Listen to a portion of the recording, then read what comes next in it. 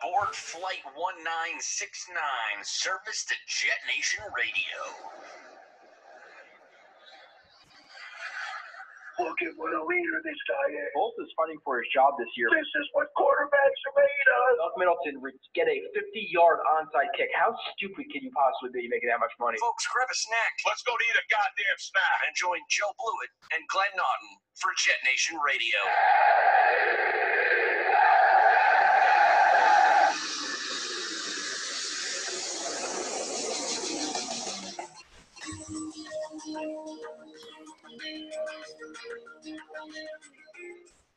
And you are listening to another edition of JetNation Radio, the fourth edition of the readily available YouTube watchable version of JetNation Radio every Wednesday night now at 6, Glenn, because it gives you more time. It gives me more time to get the film, et cetera, et cetera. A lot to talk about tonight. Obviously, we have a game to talk about. The Jets lost their 5th game out of the last 6 in another heartbreaking fashion.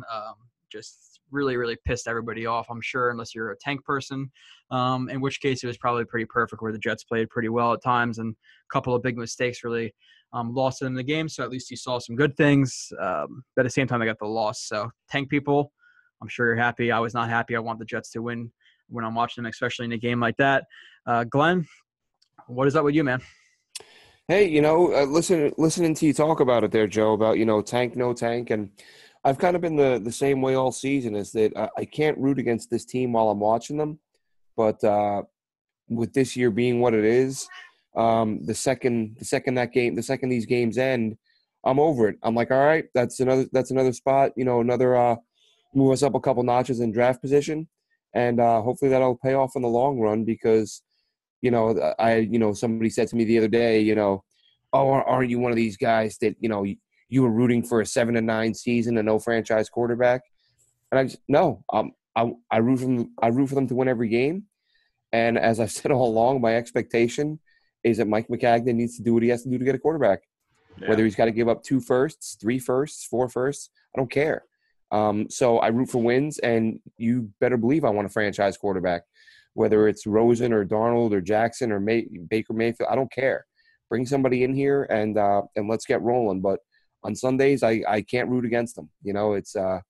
I think I've said before, maybe if it's a week 17 and that loss gives you the first pick, I guess I can get on board with it. But I want to see these young kids grow, man. Like you said, this is another one of those games that another loss, but they did some things really well in this game, minus the odd, busted play here or there. They did a lot of things really well. And I don't know, you're always going to have fans that find a way or a reason to be negative, but I don't know how you can look at some of these young guys and what they're doing and not be encouraged.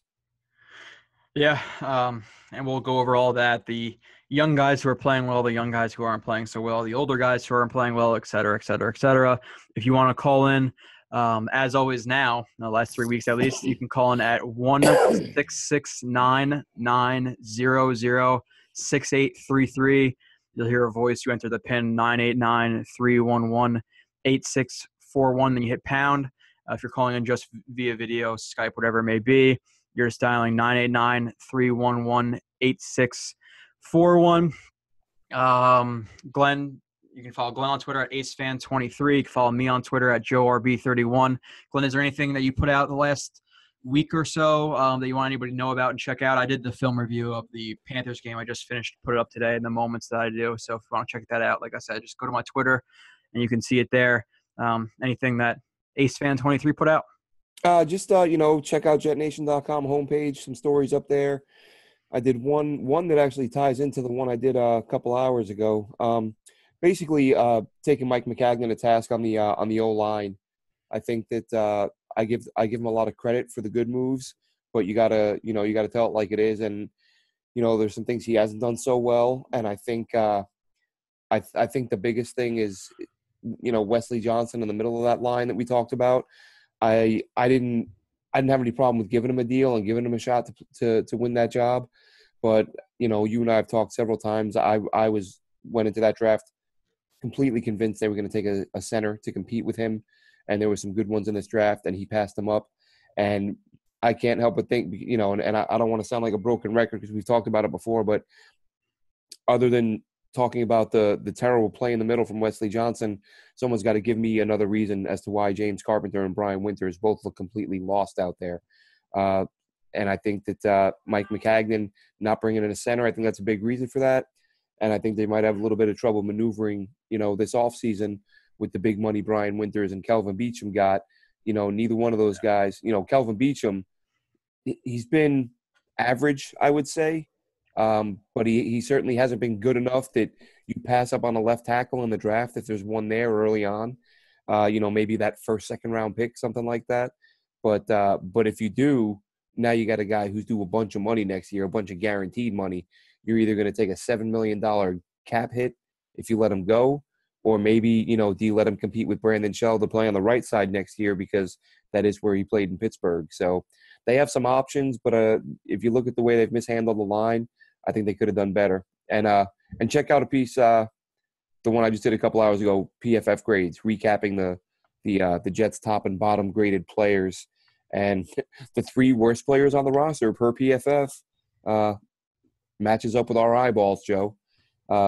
Wesley Johnson, James Carpenter, and Brian Winters. So check it out.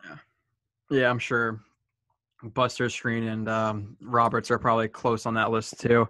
And as always, you can leave us a review. We appreciate it. We got another one this week from Mike Love. He said 5 stars, the gold standard, Glenn. Joe and Glenn are what you look for in podcast hosts. They consistently deliver knowledgeable and unbiased opinions of our New York Jets and also add in their own personality. If you're a Jets fan, this is the podcast you have been looking for. We really appreciate all the good reviews. Like you said, Glenn, you looked a couple days ago or a week ago, whatever, and the amount of reviews we've been getting is a pretty consistent pace, and the things that people are saying, we really appreciate it. It helps us a lot more than you think it does. So if you could just do that, take 5 minutes, give us 4 or 5 stars, hopefully 5, and tell us what you like, tell us what you can improve on. Maybe we can, fix that issue if possible. Or maybe we just think your opinion might be, bad, then we might not fix it. But I'm just kidding. Glenn, we also were I think we might have fixed the static in the background. Hopefully fix that this show. We made some hopefully video changes where I'll show both of our faces during the show. We'll see. Like I said, it's going to take some time. Internet connection. I told you the story a little bit ago. Just to give a quick update, I basically bought a $14 package per month to upgrade my internet. And then after I went and tried to go get the box, they said, oh, well, yeah, now we have to install all new wiring in your house. So that's going to cost you installation fee, and get a technician out there. It's also going to cost you some money. So I fought with a guy on Comcast or whatever it was online, or not online, over the phone, and some words were exchanged, and now I'm not getting that internet. So unless somebody who's out there really is an internet genius type guy and can figure something out for us, then hey, we appreciate it. Maybe I'll go to Best Buy and try to figure something out. But we always give people updates on how we're trying to progress the show. So this week I got in a fight with a technician guy over the phone. New sponsor, Glenn, OddsShark. Mentioned them last week. OddsShark is your one-stop shop for the latest betting resources, information, and odds you can trust. Get the expert sports coverage and detailed matchup predictions straight from the OddsShark supercomputer. Looking for statistics or trends on an upcoming game, OddsShark has that too. And best of all, it's free. The experts at OddsShark provide in-depth analysis for each game, packed with stats, numbers, and trends that will help you make sharp picks on game day. Before the next Jets game, head on over to www.oddshark.com. That's ODDSSHARK.com and start playing like a shark today.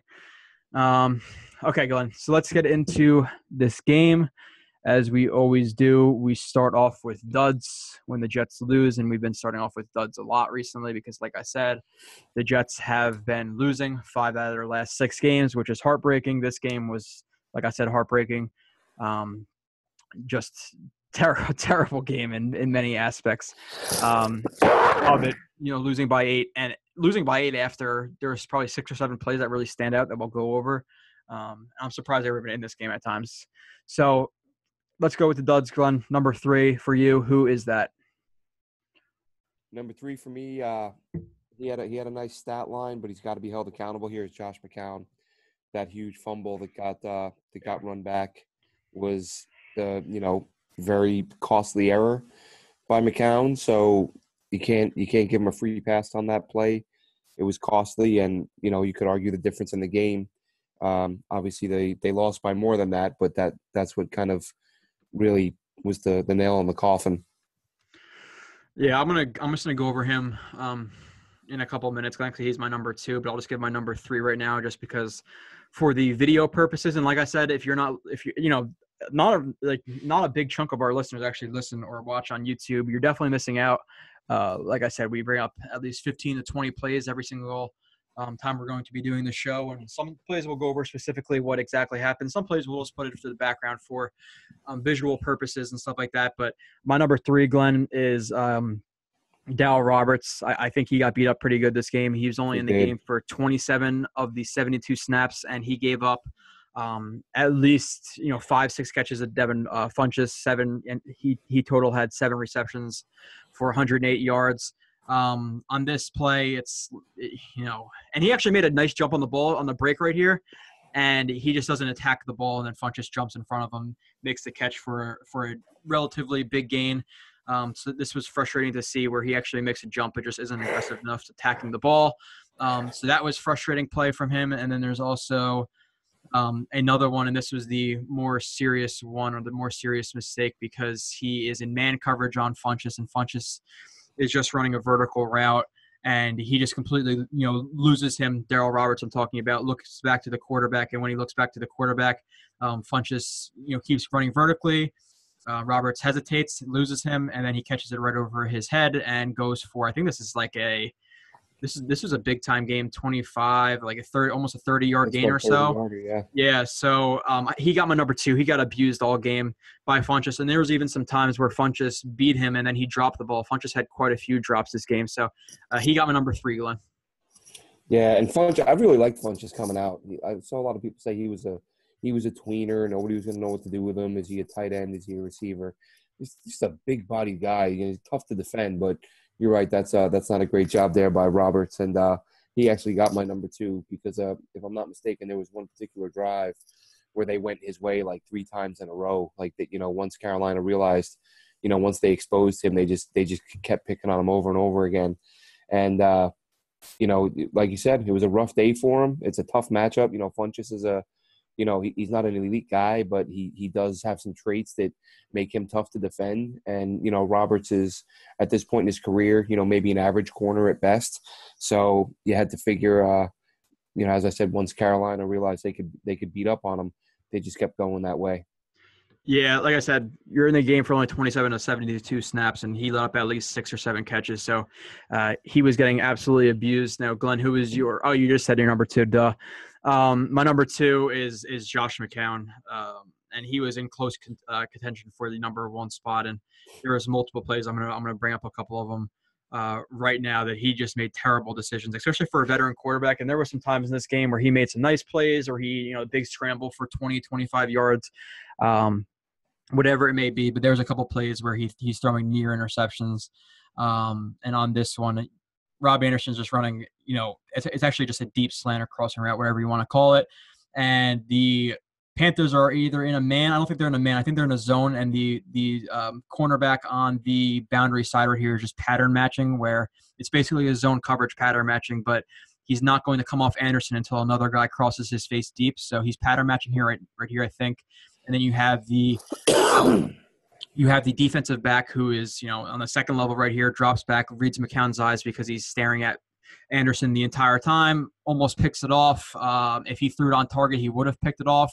And then there's also another safety coming from deep. So he's almost like triple teamed here, and McCown tries to fit the ball in between all those guys right there, Glenn. So thoughts on that play? I'll bring up a couple other ones too. Yeah, I mean, I remember that particular play. As soon as you saw that ball, hit the ground, immediately that's the first thing that caught my eye was that there's 3 defenders in the area, and what a high risk play that was. That could have been much worse than what it was. So it was not a great day for Josh McCown. Yeah. And I've said it before. If you take some of the greatest quarterbacks in the history of the league, any player, when you dig down and look at every single play the way we try to do, you're going to find mistakes, you're going to find errors. And this is just one for McCown. So he caught a break that wasn't a pick. Yeah, another one I'm showing right now too. Luke Kuechly's on Robbie Anderson on a deep crossing route. He's right in his hip pocket. McCown still decides to throw the ball. And there's also another defensive back who's running across the field, and he almost picks it off as well. So there's two guys who could have caught the ball way before Anderson did, or were in a better position to catch this ball. And with that, it was a low pass. It wouldn't have got to Robbie Anderson, even if there wasn't anybody on them. So just a bunch of bad decisions from him, Glenn. And another one I'm going to pull up. We obviously talked, or the Forte missed touchdown. I'm sure you remember that. This was after the missed touchdown pass to ASJ. Whether you think he dropped it or not, we'll get into that in a little bit. But this is the play right after where they run they take Robbie Anderson and put him in motion, and they run a speed out to him. He's not open. I think he's actually like double teamed there. McCown rolls out to his right, and then he directs Matt Forte to stop because he sneaks behind the coverage. Matt Forte stops, and McCown just straight up misses him. So it was behind him, and this would have been an easy touchdown if he just threw this ball on target. So that was frustrating. After the ASJ touchdown, which is really frustrating, or non-touchdown, you see this play, which could have been an easy touchdown if he threw it on target, and just completely missed Matt Forte on this one. Yeah, it's a shame because it's a nice, it's a veteran move for him to improvise in the middle of the play like that and see that something's opening up in the back of the end zone. Gives Forte the right direction. And, it's a little bit of a tough throw. He is under duress. You got two guys chasing him down. So he's trying to throw it, between them, over them, and on target to Forte. So not an easy throw. But, again, if he makes it, that's an easy 6. Yeah, you're still in the NFL, and I'm going to expect you. Even though it's not an easy throw. That's a lot of people won't be able to make that throw, but it's only 10-yard throw. Even though you're throwing off your back foot, leaning back, etc. But still, you're in the NFL. It's only a 10-yard throw, so that was frustrating. You talked about the fumble that he had, Glenn, and this was just a complete miscommunication on this one where. Nobody picks him up. Yeah, the defensive end is just blitzing through the B gap, and I'm assuming that Shell thinks that Winters is going to pick it up, and Winters thinks Shell's going to pick it up. None of them pick it up. Elijah McGuire is 215 pounds or so, and this defensive end is probably 280. Here I would guess maybe 270, 275. McGuire's not going to be able to pick this up regardless. McCown gets sacked. When he gets sacked, he tries to pick the ball up or pick it up to his head where he could throw the ball away. And obviously he fumbles it. Luke Kuechly runs in for a touchdown. This was just a bad decision, Glenn. Just take this sack. The Jets are up. Yeah, exactly. That's what makes it so bad there is that he's wrapped up. If he just holds on to that ball, tucks it, and like you said, take the sack. It's, I'm sure he'd, given the chance, he wouldn't do that again. But it was to see him do that, to see him try to force a play with a 280-pound lineman wrapped around his waist. Just to me, it's one thing if you just, if it's a blindside hit, you get drilled, you didn't see it coming, the ball pops out. Those things happen. But this was a chance. This is a play where he had a chance to just, buckle down, hold that ball tight into his hip, and just take the sack. Yeah, exactly. And this, like I said, the Jets were winning. It's not like they had to force this where he couldn't take a sack. It would, okay, the Jets, it's their last drive. They're in field goal range. If they take a sack, they're not in field goal range. Okay, maybe I understand it. But when you're up, what was it, 2 points at this point, Glenn? I think it was 21-19 or something right around there. I could be off on the exact score, but somewhere right around there. The Jets had a lead. I believe it was second down. And he makes a terrible decision while he's getting wrapped up and he's about to get thrown to the ground. He tries to pick up the ball to his ear and get rid of it. And we don't even really know where he was trying to throw it, but bad decision. It could have got tipped. It could have got intercepted. It could have been intentional grounding. Multitude of things. You just don't want to see a veteran quarterback make this type of decision. And obviously, the worst case scenario happened. He fumbles it. Luke Kuechly scoops it and he scores. And then the Jets are down points when they just had the ball. So. Yep. That was a really bad play. Now, Glenn, give me your number 2. Number 2. Or sorry, number 1. You already said Roberts for number 2. Yeah. My number 2 is Roberts. Number 1, man, Mike Pennell. Mike Pennell, what are you doing? You just did you not get any of the 87,000 memos saying don't touch the quarterback? I can't believe guys are still doing this. It's unreal. And I saw the tweet earlier. I know you commented on it. I saw Chris Lopresti send the tweet out about it. I think I know you said you thought the official threw the flag because Mike Pennell stared him down after the play. I think he threw it because Cam Newton asked him to. He got pushed to the ground. Cam looked at him and gave him one of these. And the ref went, all right, and he threw a flag. You know, he did as he was told by Cam Newton, superstar player, got shoved to the ground. He didn't like it. It was a ticky-tack call, really, and you could see watching the play there wasn't going to be a flag until Cam requested one. But it's still a stupid play, no matter whether the flag should have been thrown or not. It's an idiot play by Mike Pennell. Like the ball's out, the play's over. You know, at least as far as you're concerned. So that's, you know, Cam looks right at the ref, gives him the signal to give me a flag, and the ref obliges. And you're right, Pennell does look at the ref, but I think it's more Cam's request that draws the flag. Yeah, either way, Glenn, just call it how it is. If you're gonna throw the flag, throw the flag. But you can clearly see, even in this video that we're putting up, the ref just stands there. He's not throwing the flag.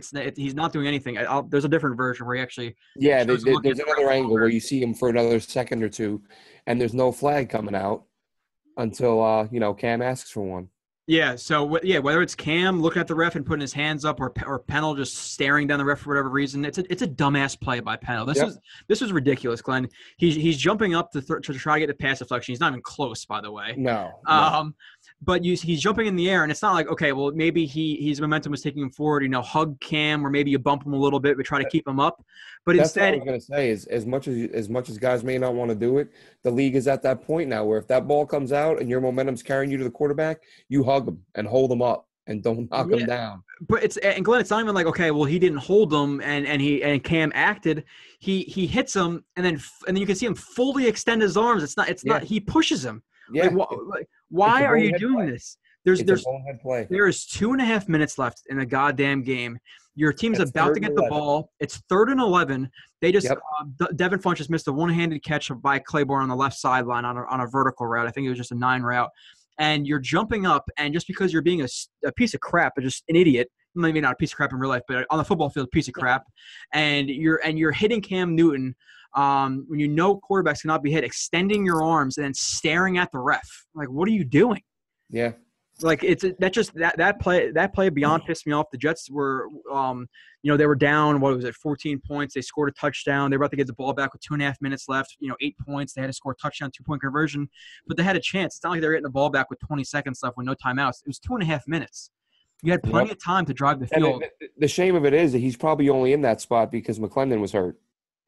Oh, he was definitely on that spot because McClendon was hurt. The only time you really see Pennell is if the Jets stack up the box like a 5-2, a 5-3, or a goal line situation. Yep. So he saw more playing time, and there was actually that play on the goal line previous to that, or wherever it was, however many drives it was, but where I think it was Stewart. I believe it was Stewart where he jumps over the pile, and Pennell grabs him in midair, pulls him down.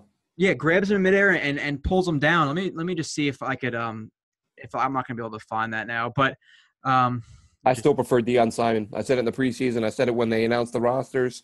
I said it a couple times during the year. I know Pennell's the bigger guy, probably more stout, but I think Deion Simon is a guy who can do a little bit more than Pennell can. But maybe that's not what they're looking for. If they just want someone to be stout against the run, you go with Pennell. But I'm more of a Deion Simon guy myself.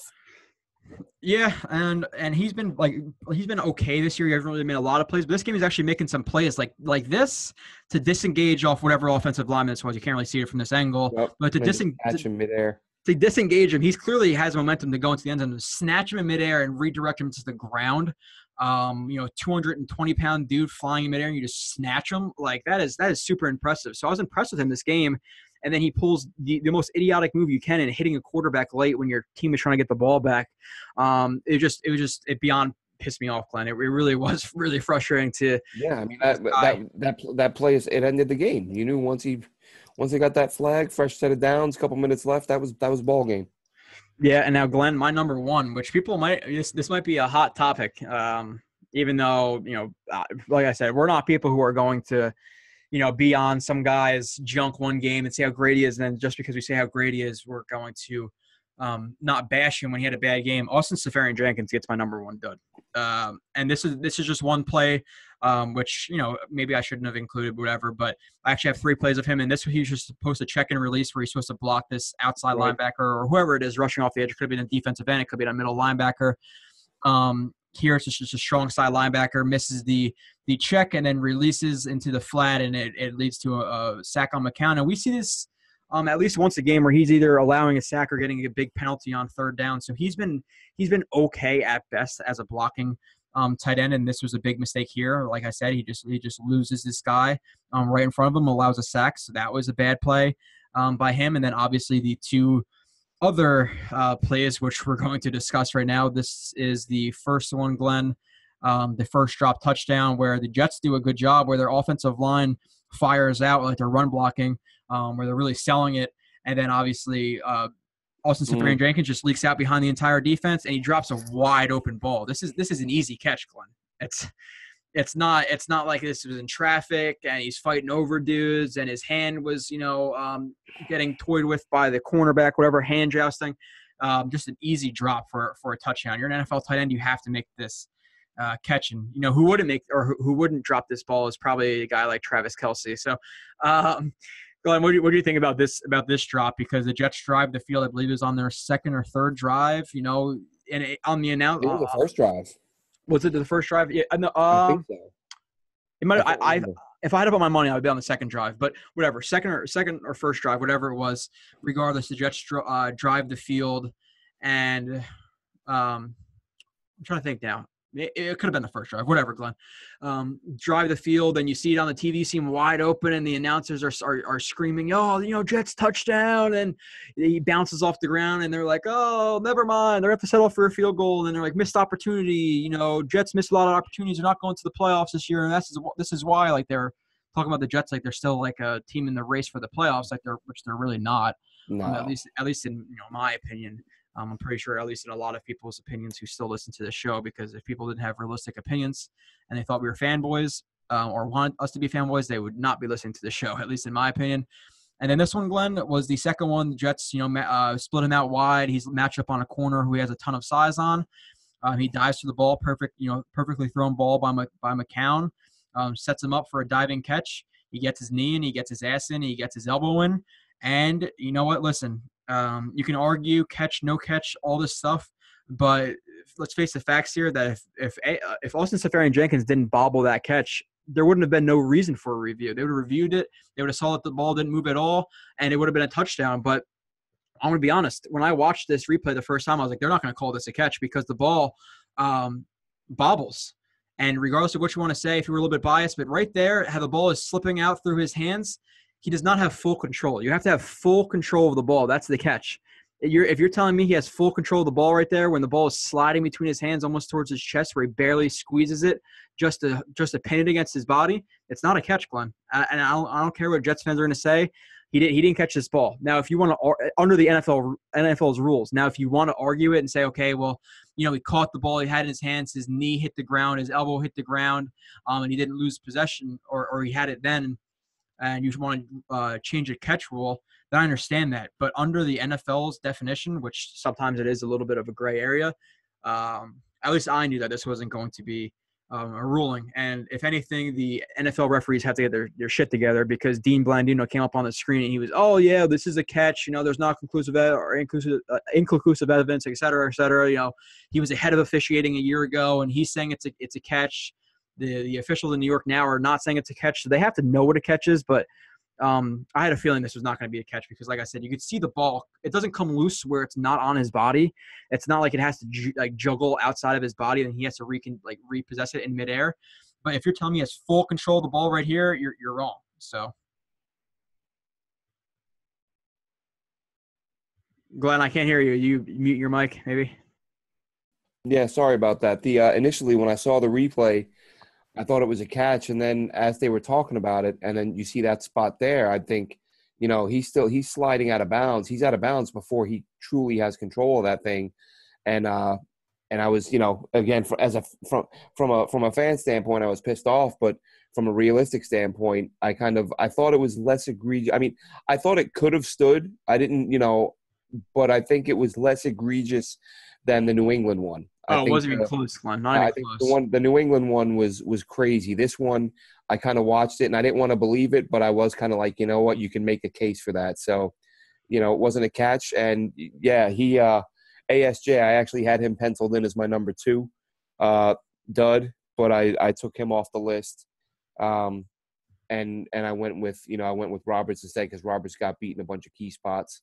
But ASJ, you could easily make the argument that he belongs on there.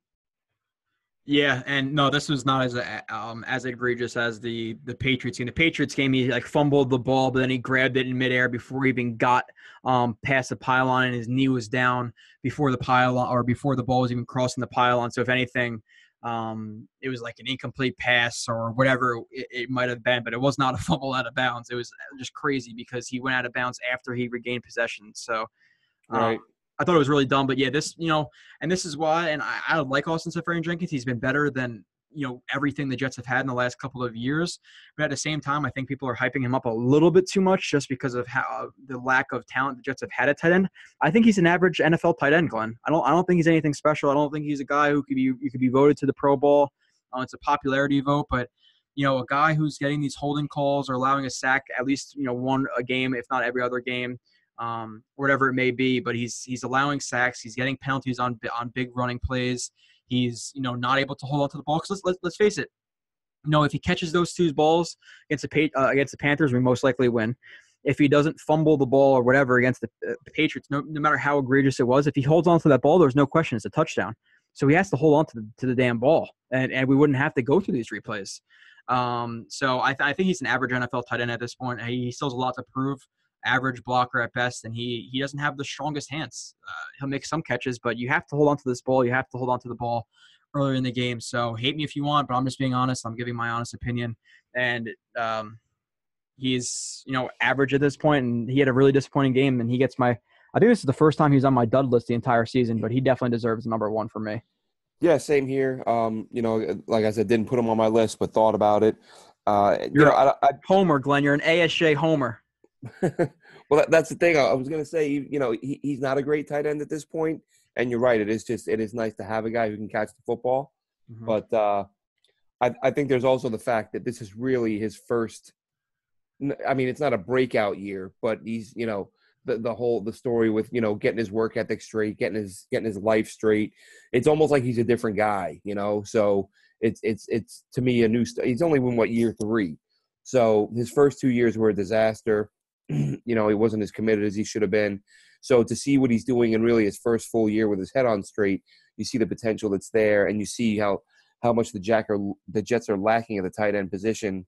And while other teams, it's the thing's been reinvented, and the Jets are still, the Jets are just now catching up. So, like a lot of fans, I'd love to see him re-sign, but not the crazy money at this point. But I understand why fans want him around. But he hasn't been perfect, but he's been a breath of fresh air.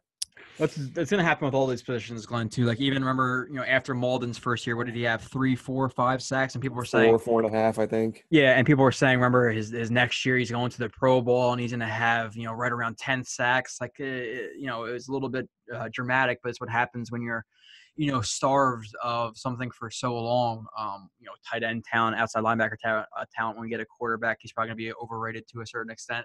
It's like not eating for a week and then you have a shitty McDonald's cheeseburger. You're going to see how good it is when really there's better cheeseburgers out there, but because you haven't had any food, it's better. That kind of thing. Even though there are some people, even though like a McDonald's cheeseburger, even though I'm a Wendy's guy, it's pretty damn good sometimes. Wendy's chicken go wraps are my business. But Glenn, let's go through our studs. Give me your number 3 stud. I think this might be a first. At least it is for me. One of my duds is also one of my studs. I'm going with Josh McCown. He had 2 drop touchdown passes by ASJ. The guy could have thrown 5 TDs. Come on, what you can't do everything. He threw 3 touchdowns. He had 2 guys over 100 yards, 2 drop touchdown passes. Should have been a blowout if they hold on to the ball. So a little Dr. Jekyll and Mr. Hyde there. But he terrible decision on the fumble. But at the same time, if his receivers don't drop a pair of touchdowns, that's a big Jets win. Yeah, and honestly, now you're like, what the hell did he just do? No, and I understand why he did it, because even like until you really go back and watch the film, like you don't understand like how a guy like played or not. And honestly, he played really good at times, but then there was the times like I just shown where the fumble. those two forced balls are almost interceptions. There's actually another forced ball over the middle where I think it was Austin Seferian-Jenkins just on a deep crossing route, and Kuechly's right in his hip pocket, and he throws the ball where if it's on target, Kuechly probably picks it. So with that combined with the fumble, combined with some of the inaccuracies, so I understand why you're saying that, though, because there are some times where he's actually, I think, a little bit better than people give him credit for. But this was one of his bad games, in my opinion. But I understand what you're saying, even though maybe it's late and you're snorting some stuff off your table before the show that I couldn't see. Your camera's a little bit too high to see if there's any white substance. But no, I'm just kidding. Nope, I'm telling you. No, and I get it. I do. But Glenn, my number 3, I'm gonna give it to Claiborne. I thought he had a pretty solid game. There was a one time where he actually almost got the interception. I thought the ball was a little bit underthrown by Newton, but he was still on the receiver's hip pocket. He almost made a play on it, but the receiver got his hand in there. But like I said, just in general, in this look, it's a cover 3 look from the Jets. When you go out a little bit more, it's a cover 3 look. And the Panthers are running a wolf concept where they're trying to stretch out any corner on the sideline right here, high low, stretching out this guy. So hopefully if he takes this guy, Olsen's wide open. If he bites up on Olsen, then he's wide open because he's coming underneath the safety. So it's a wolf concept. And Claiborne just plays this basically the best possible way you could play it, where he's looking at Cam Newton. He's aware of both of the outward breaking routes, where they're both corner routes. One's a shorter corner route, one's a little bit deeper corner route. Stays in the middle of both of them.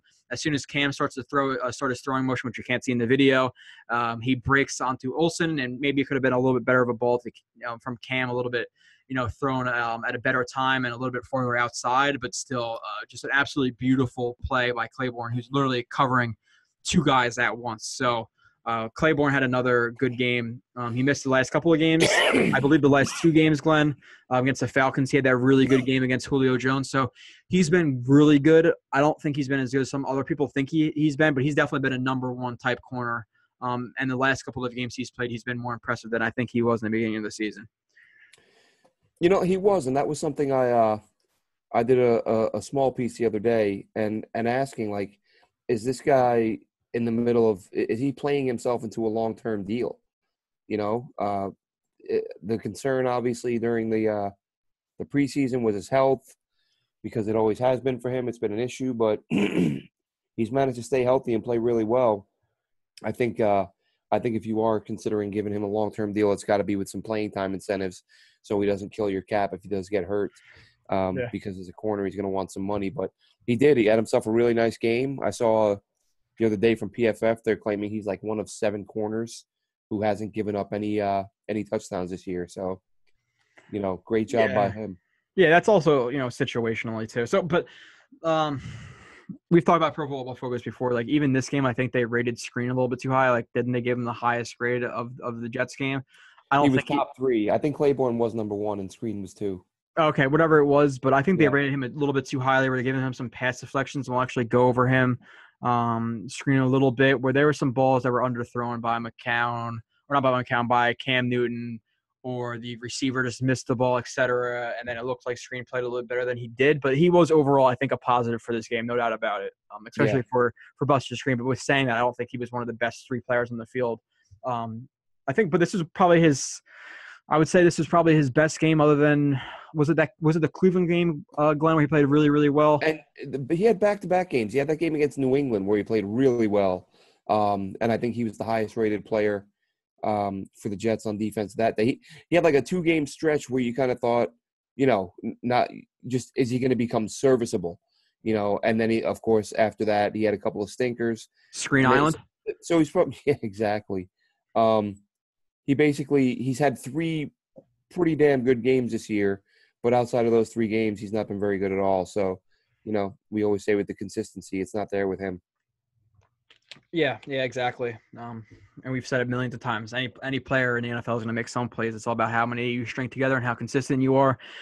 Glenn, give me actually really quick, and I don't really want to talk about this too much, but just I guess a quick, feeler. If you were looking at a contract for Claiborne, would it be around?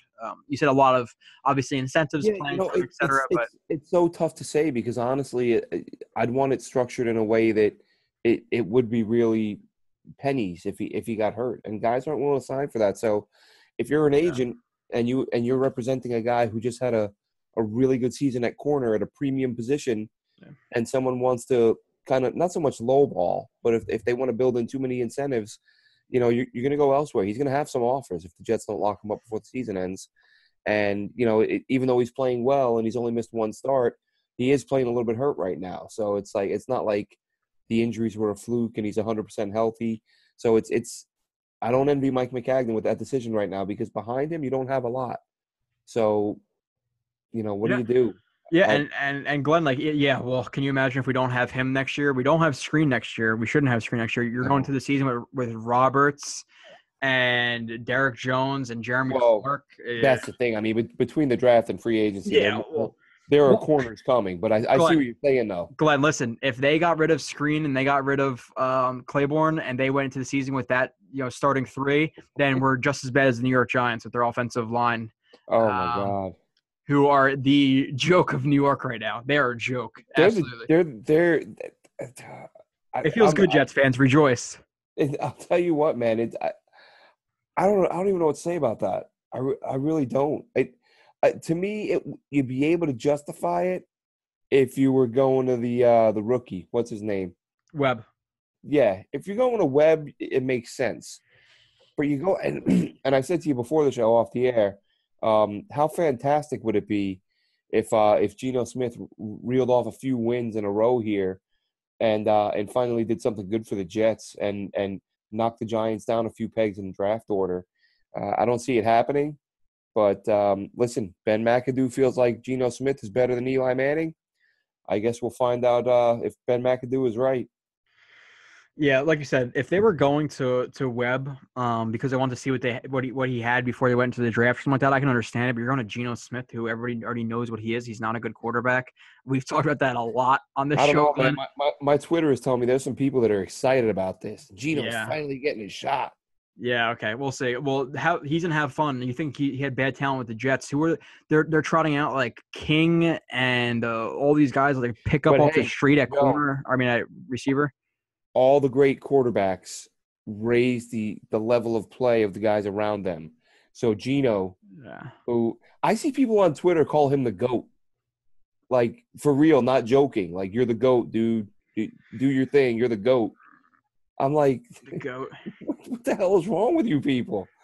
So the GOAT, as the GOAT, I would expect him to raise the. Hey, Tom Brady does it all the time, and Geno's right up there with Brady to some people. So I expect the Giants to reel off about put up about 45 a day, 45 a week from here on out, and maybe make the playoffs. Who knows? Yeah, with those pick up off the street wide receivers and one of the worst offensive lines in the entire league. It's just so great. And the reason I want the Giants to do so bad is, one, I'm literally the only Jets fan in my entire family, other than my girlfriend, my mom, because I'm such a diehard fan. They'll root for it. But other than that, I get crapped on by Giants fans all the time. And I remember when Justin Pugh tweeted out during the offseason, remember? Yeah, I want them to lose so much. I'm so happy. Yeah. All the Jet stuff is still here. The Giants stuff is gone. I wonder why that is. Okay, well, your team's doing real good, bud. Real good. Yeah, that's a little bit of humble pie for you. Yeah. But we'll see. And they're just a bunch of idiots. Their drafting is terrible. Their management is terrible. You're benching a guy who's been with their starter for 13 years straight with not missing a snap. If he was playing bad, I can understand it. Or if you're playing the young guy, because you're out of it, he's not the problem. Even though he is declining, and that's obvious. But what is he supposed to do with the team around him? No offensive line, no playmakers other than Ingram, who drops the ball, I think, more than anybody in the NFL actually, and no running game. What are you supposed to do? But this is not a Giants show. But it's not. But I saw something earlier today that made me kind of think I could see that happening. If he goes to if he follows his brother Peyton. And if you go to Denver, go to Denver and win a ring there with that defense. Yeah, Tom Coughlin's in Jacksonville though too. Jacksonville's the one I keep hearing. And then someone mentioned Denver earlier. But that's enough about laughing at the Giants. It is nice to see them being the circus for a change. Players walking out and not showing up to meetings and being suspended and just rejoice, Jets fans, because the Giants are an absolute joke right now. Remember, we were supposed to be 2-14. And they were supposed to be in playoffs, and now the Jets are 4-7, which is better than I expected they would be. And the Giants are what? Do they have 2 wins? 2, yeah. Broncos and don't know. I forget who their other win is against. I know they lost to the Niners, though. They did lose to the Niners. Did they play the Browns? No, who is their other win? Everybody beats the Browns. The Broncos and the I forget. Whatever. They might only have one win. They might only have one win. I'm sure they have two, but either way. Number two for me. Like I said, McCown was my 3. I'm going with Jermaine Kearse, man. He had what was only his second ever 100-yard day. He had a score, and as a matter of fact, his only other 100-yard game came against the Cleveland Browns. So I'm not even sure that counts officially as 100 yards. I think they shave off 20% of your production when you play the Browns when they submit the stats. So big day for him, and again, very good pickup by Mike McCagnon. So I wouldn't, I fully expect him to be around next year. Yeah, well, they have to see with if they draft guys or how much faith they have in Stewart or in Hansen, whatever it may be. Don't even draft a receiver. You got enough receiver. You got too many problems. Yeah, we'll talk about Stewart's playing time a little bit, but it's definitely as concerning for me at this point. But yeah, the Giants they beat the Chiefs, Glenn, 9-12. The Chiefs are on an absolute skid right now. So I'm saying we'll talk about the game later on, but I would not be surprised if the Jets beat them. But yeah, here you just see Kearse running a slant from the boundary side. He beats his man with a little bit of hesitation, which gets his corner to hesitate. Plant like he's going outside, turn his hips a little bit towards the outside, and then Kearse comes, shoots the slant route, and then he obviously breaks a tackle or two, two right there. Is him looking back to check who's chasing him. And Thomas Davis catching him from behind. It slows you down, man. Just go. You got nothing but green in front of you. Yeah, like right here. Around, go. That's right here, you have a good 3. You have a good 3 yards. Why is he looking back right here? Exactly, and he does it a couple times. And Thomas Davis is the one who catches them. Like, why are you looking back? Oh, sprint, my man. I'm watching that game. I'm like, stop turning around. Just go. Yeah, but still.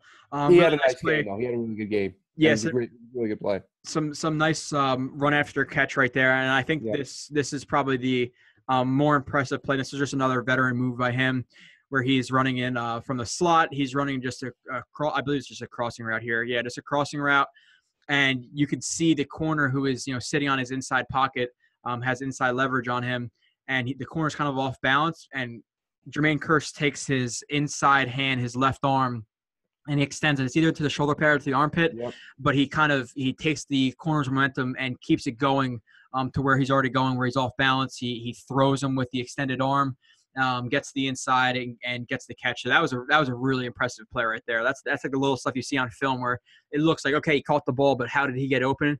And he got open by throwing his arm and extending it into the corner's armpit on the inside breaking crossing route. So he was impressive this game, and he deserves my number 2 too, Glenn. Now we'll see if he comes back next year. Contract is $5 million, I believe. Correct me if I'm wrong, but I know it's right around $5 million. We have to see what the Jets do.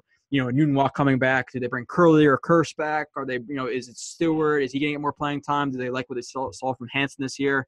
So that all depends. So, but regardless, yeah, like you said, I don't know his exact stat line, but I know he had over 100 yards. Really impressive game from Kearse. And Glenn, your number 1, who is it going to be? I'm not really sure.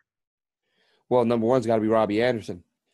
2 touchdown catches, and the again, this going back to give him a little bit of credit, the deep ball where he had him break off his route, sent them deep, hit him in stride for a big touchdown.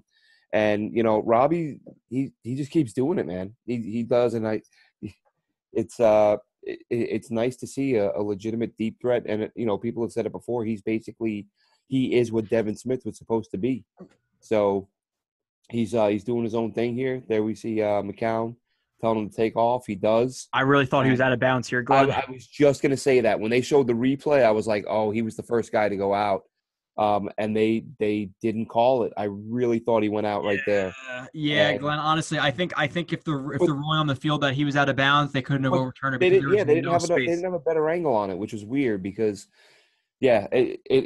regular speed, I didn't think so. And then when I saw the replay, I went, Like, "Oh, how is his foot not out there?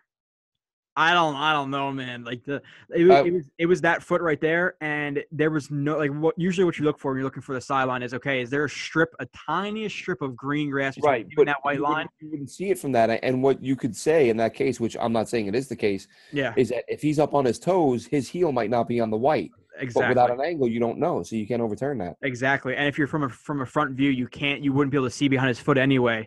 And because like But you don't have look at the first view though, from when McCown watch it from here. This is where I was surprised they didn't show it on the replay. yeah, This no, is- I didn't it didn't show it. This might have been a different view, but Oh, it is because he's already done it by then. yeah. Yeah, So but yeah, yeah, so regardless, really impressive play. Like, McCown rolls out of the pocket to the right because the pocket breaks down a little bit. Anderson is running a vertical route, and then he sees McCown rolling out. He breaks it towards the sideline. McCown, savvy move, tells him to go deep. He goes deep, leaves the corner. I believe it's Coleman. So it might be the safety, actually. I think it's Coleman.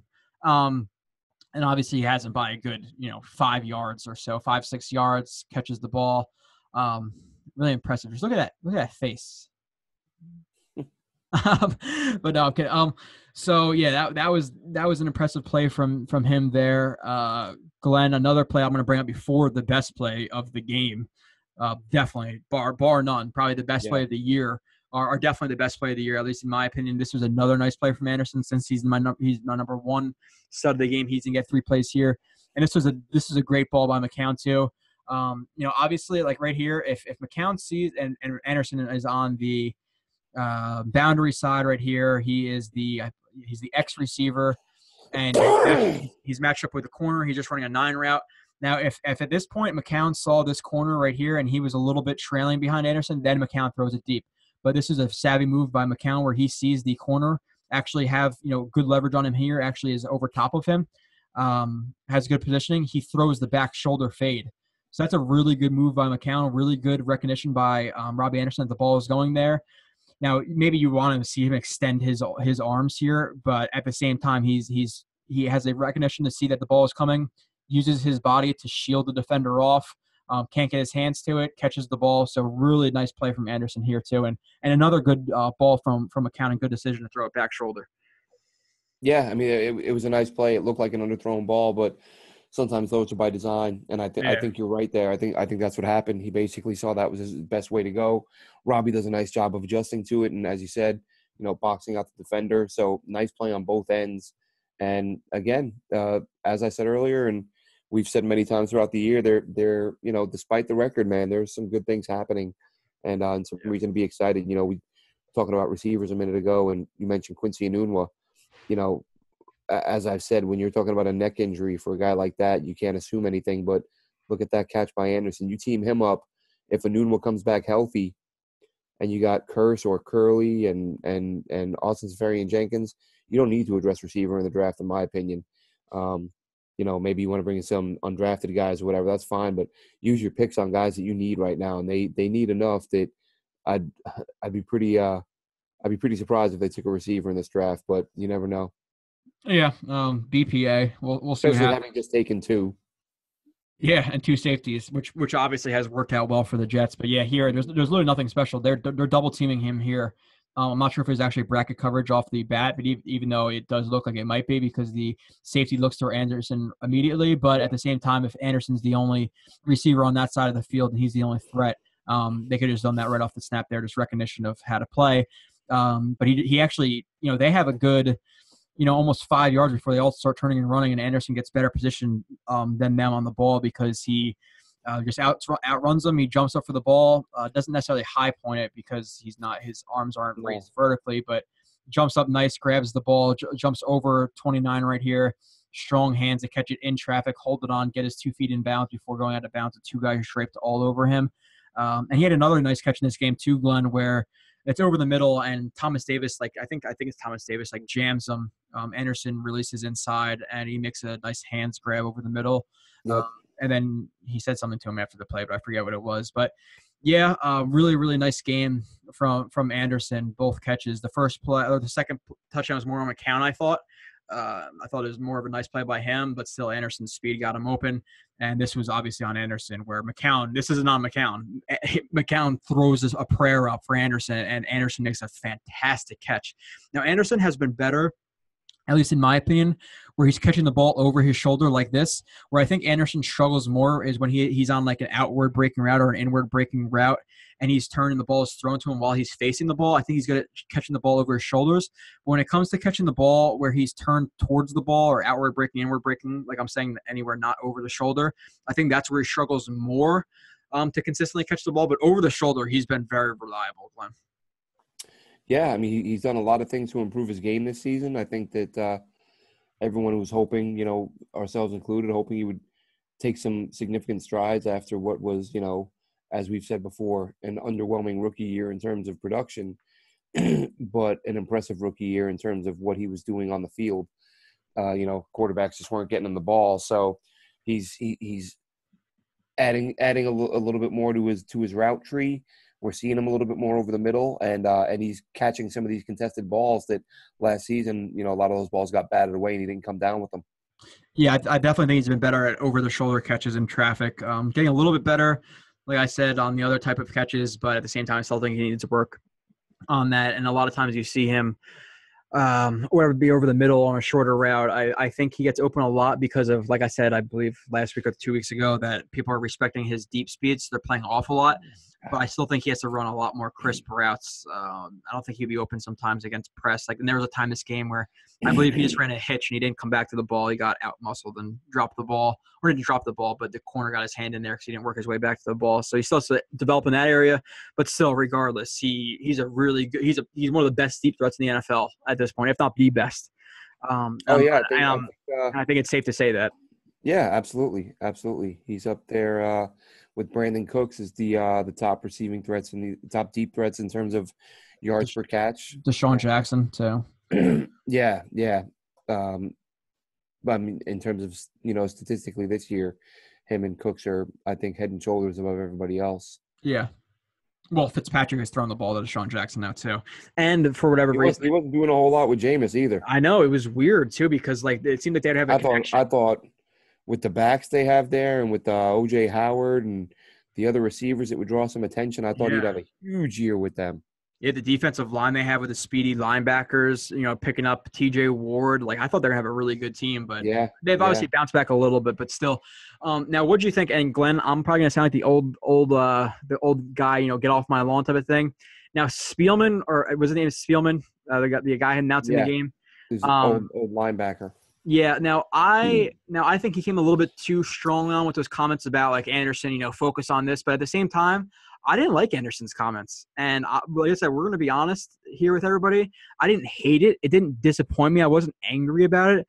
But at the same time, if I had to, you know, choose A or B, and B was him saying, you know, vote me to the Pro Bowl, I know Anderson's having one of his best games, you know, 2 touchdowns. At the same time, I'd rather have him, you know, focus on the game. And that's not to say he wasn't focusing on the game, but I just didn't necessarily love it. I didn't hate it like as much as Spielman did, where his, like, blood was boiling. And I might sound like I was born in the 60s by saying that, but I'd rather have him just shut up and keep playing the game too. But I think you're going to disagree, but I wouldn't say I disagree. I guess the reason it doesn't bother me, like, the league is pushing this so much. Like, this is a young kid who's in a league now where the league is begging you to do dumb stuff after you score. And it wasn't even dumb. It was, you know, it was a young kid caught up in the moment. I get the reason why it doesn't bother me as much as it may have in the past is that the number of times I've seen players do similar stuff when they're losing or when they're getting blown out or when they haven't made one play all day and they finally make a play and then they're showboating. And you're like, dude, you've been getting your ass kicked all day. You made one play and this is what you're doing? Or when a guy makes a tackle 6 yards beyond the line of scrimmage. Like, why are you celebrating? You just tackled the guy after a 6-yard gain. Like, a bad thing just happened for your team, but because you made the tackle at the end of the play. So the fact that they were winning the game, he had just made a big play. He was having a strong game. Yeah. And he's just a kid. Same thing. If you like, would I rather he didn't? Yeah, I would rather he go back to the bench, worry about the next series, sit down with his teammates, you know, high fives and all that stuff. But, you know, let's keep the focus on the team and the game, not on the player. But I think his age, the current, what the league is going for in terms of asking guys to celebrate, you almost can't fault him. But if they were losing that game, I'd be all over him. If you're down a couple touchdowns and you score and you're saying, get me to the Pro Bowl, I'd be like, you need to bench that dude right now. But they were playing well. He was playing well. He was excited. I don't really have much of an issue with it. Spielman needs to, Spielman, if you're going to rip people, rip the guys I talked about. Rip the guys that are celebrating routine plays or scoring plays when they're still losing the game.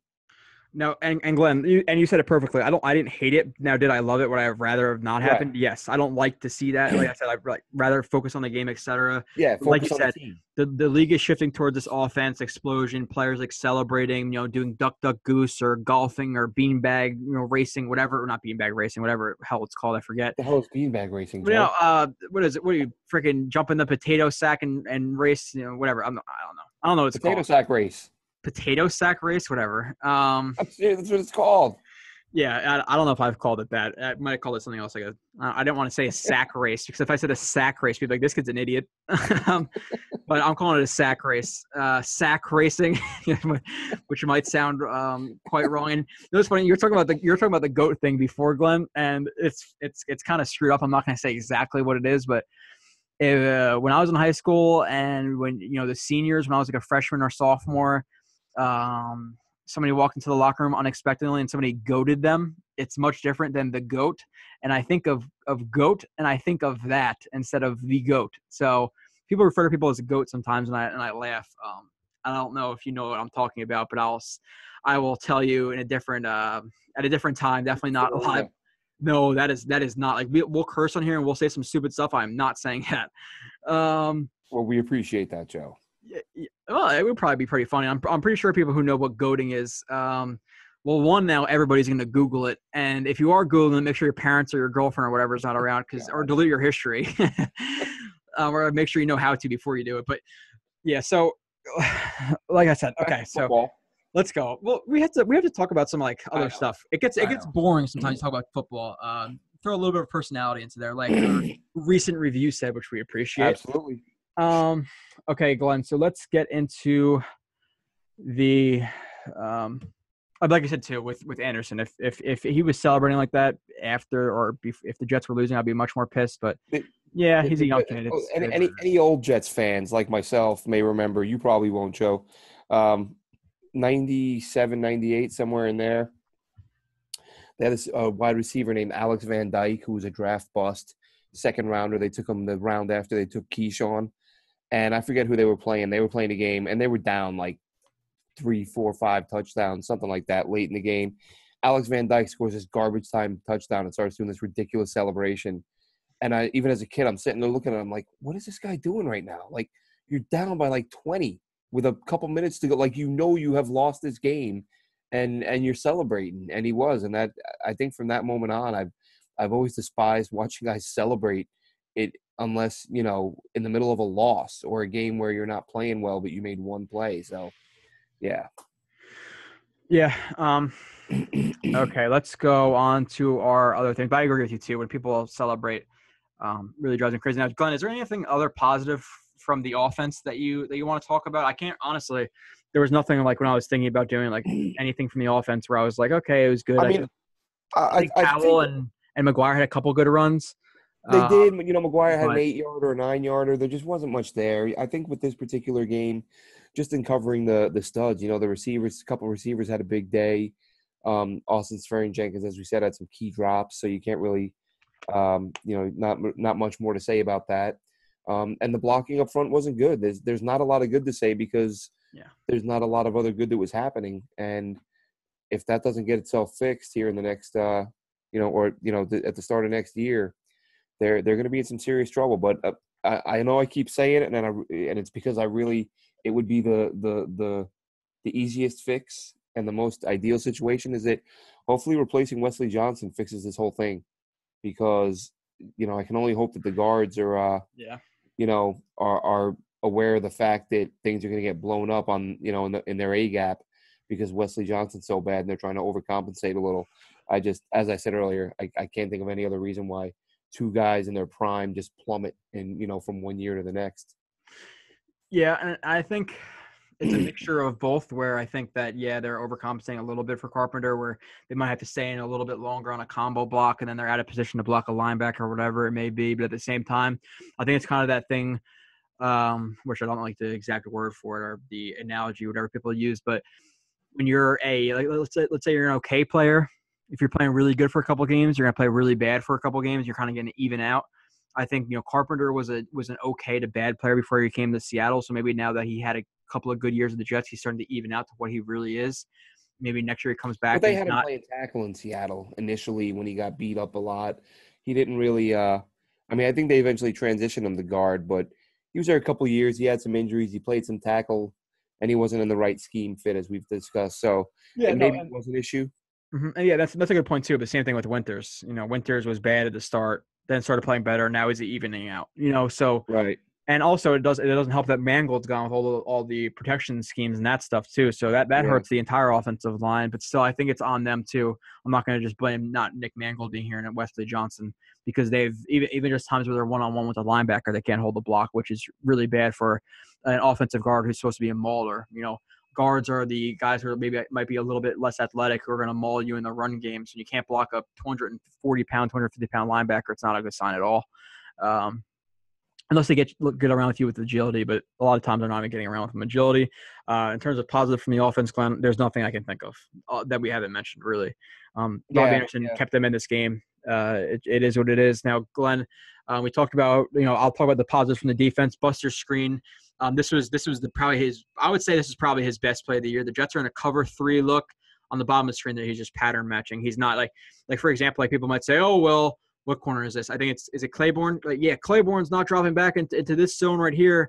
Well, there's nobody over there to drop in his zone. So if this guy is the closest guy to his zone, he's gonna cover him. It's pattern matching. A lot of guys do that. I think Nick Saban was the guy who first started pattern matching, but obviously now he's covered on him. He's locked on him instead of being over here in a cover 3. It makes sense for him to be here because there's nobody over here. But regardless, okay. So on this side of the field, I don't know about you, Joe, but the video's not up on my screen. Oh, Jesus. Okay. It's up now. Yep.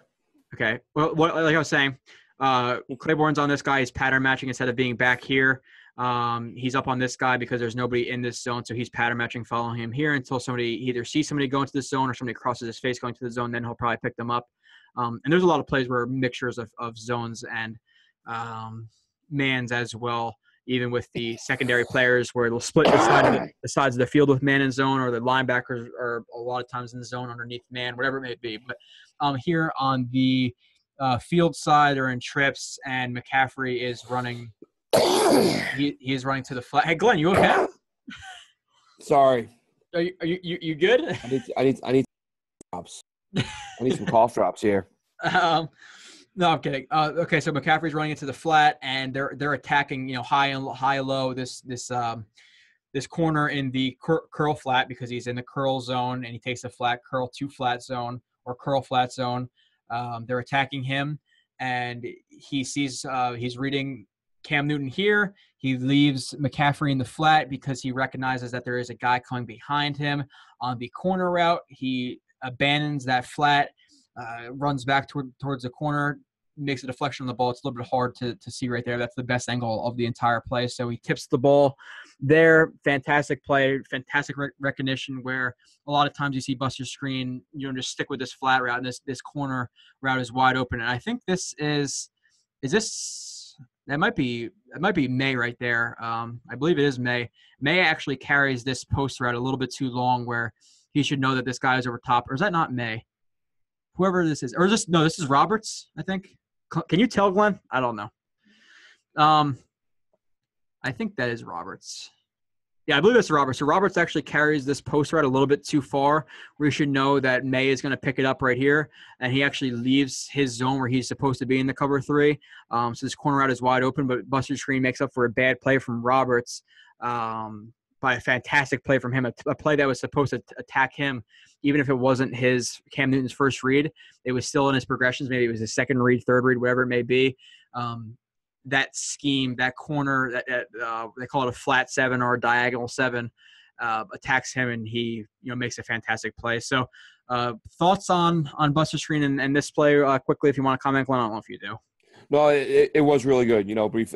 I kind of said it during the game that I thought, and I think you said it before, I think that might have been his best play of the year. Probably was. Even with having had a couple of strong performances earlier in the season, that play alone, you saw. I thought to myself, if you'd never watched Buster Screen play before and you watched that play, you'd think, wow, this guy must be pretty good, because it was a very impressive play. Yeah, and the only reason he didn't get the or get my number or a stud of the game was because there's some plays like this, Glenn, where I'm not going to harp on it, but here he lets Funchess in the slot have a free release to the outside of the 9 route or deep fade, whatever you want to call it. Some people call this deep fake. It's angled a little bit outside, and he doesn't. He's kind of playing catch up right here, and he doesn't get in position to jump for the ball, and Funchess just drops this ball. He's in position. Cam throws a nice back shoulder throw. It does look like, does Funchess hold his arm down before he gets a chance to make a play? No, he still could have gotten up there. Yeah, that's the problem though. He doesn't push off. Funchess is 6'5" and Screen is 5'11". So. Oh yeah, but even if like he didn't even get an effort to jump, like he didn't jump at all really here, Glenn, unless his vertical is 4. So he doesn't get in position to jump, and Funchess just drops this ball. Yeah. So he could have been beat for a touchdown here, and I think they give him a pass deflection because right there he I guess technically hits the ball. So there's some plays where like, okay, this is in this exact like perfect. People just rely on stats. Oh, we got a pass deflection there. He didn't let him catch the ball. No, it slipped through his hands. Then he deflected the ball. So there's a couple of plays like this where whether it was Cam Newton throwing a bad ball, overthrowing guys, or here just Funchess dropping a ball or two. But he also does. Now we don't see because Funchess doesn't hold on. But Buster does have his hand between his arms, so if he comes down with that ball, he may rip it out, but who knows? Yeah, but it's usually like when you stick it through where he wouldn't be able to. I think, if he sticks it higher up and then he kind of swipes his arm outwards as he catches the ball, then yeah, but his hand isn't really high enough right there. So if he catches it and just keeps the ball over his head, what is Buster Screen going to do? Right. Like if it was between where it was through like his face mask and his arms, then yeah, but I see what you're saying, but that'd be a hard play to make right there. Yeah, and that is more of a drop than a PD. Oh yeah, definitely. But okay, so that's why that's why I just wanted to bring up like, okay, well, Pro Football Focus might rate him high. They might have liked this play, but it's all based on their opinion. On my opinion, that he could have got beat there. He should have got beat there. And he did get beat there. The guy just didn't hold on. Really, he got beat. But I see what you mean. Yeah, exactly. So let me. Why is this? I don't know what happened to my screen. Okay, Glenn. So is there any other positives from the defense that you want to discuss? Really, with the exception of the busted play, the Josh Martin over pursuit on the end around, they did a great job against the run. I think they held Stewart to around 2 yards a carry, so they were stout against the run for the most part. And kind of the inverse of what I was saying last week about how, if a running back has one big run, did he really have a good day? And same, opposite for the defense. If you only give up one big run, you can live with that. If you shut them down for the rest of the day, that's a nice day at the office. So they did a really good job there, and that's what was frustrating about that final drive, because the defense was playing well enough that you thought you had every reason to believe they can come up with a stop there. Yeah, and in all reality, they did, if not for the penalty on Pennell. Yeah. And now I think another player who played pretty well was Marcus Maye. The only reason I didn't put him in my my studs too, or at least a consideration, was because of the one. I don't know if you remember, but I could bring it up if I have to. But there's a triple option play where Stewart's the inside handoff guy. He hands it off to Stewart because I think it's Josh Martin crashes hard onto Cam Newton, and Marcus Maye leaves his gap that he's responsible for on the backside of the play. And Stewart just marches in for an easy touchdown. Maye was supposed to be there, so he had a miscue in the run game that went for a touchdown. Now, maybe he got trucked over for the touchdown, whatever. Maybe the guy picked him up, but regardless, he wasn't in the area he was supposed to be in. He left the backside, cheated a little bit towards the play side, or the supposed play side where they were originally going to, until Stewart bounced it, but still let up a touchdown in the run game. Wasn't in position, so. I didn't give it to him, but this play, Glenn, was impressive. I think the Jets are in a cover 3 look again, and he is right here. He's actually faking like he's going to blitz, bring pressure. This is a third down. I believe it's 3rd and 8 or whatever it is. I'm not seeing video again, Joe. Oh, geez, this happened twice already. Okay, so yeah, he's right here, faking like he's going to blitz. And then he bails out. He's basically like bracketing this receiver on the field side right here. He's taking anything underneath. So if it's a shorter route, inside breaking route, he's going to be in position between Cam and the receiver to pick the ball off, make a play. Takes the receiver underneath. Cam can make a play there. Turns back around once Roberts picks him up vertically.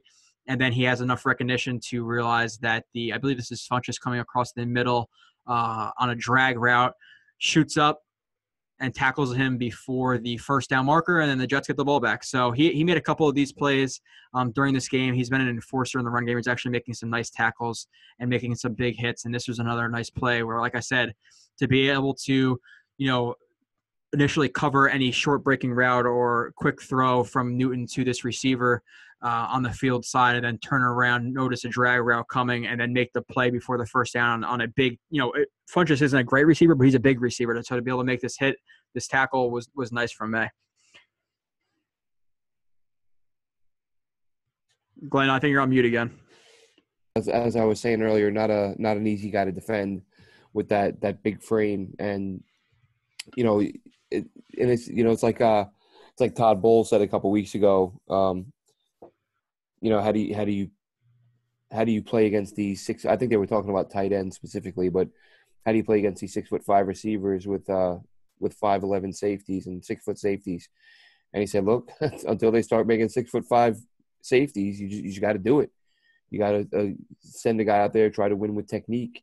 And Obi Mellon Fonwo. Yeah, and I think he's like 6'2", and he's probably one of the biggest ones out there. But this particular play, yeah, it was great reaction and really big hit from Maye. So that was he's been a bigger hitter than I expected him to be, and I think than advertised. I heard a lot about him being versatile out of coming out of the draft, but he's been a much bigger hitter than I expected.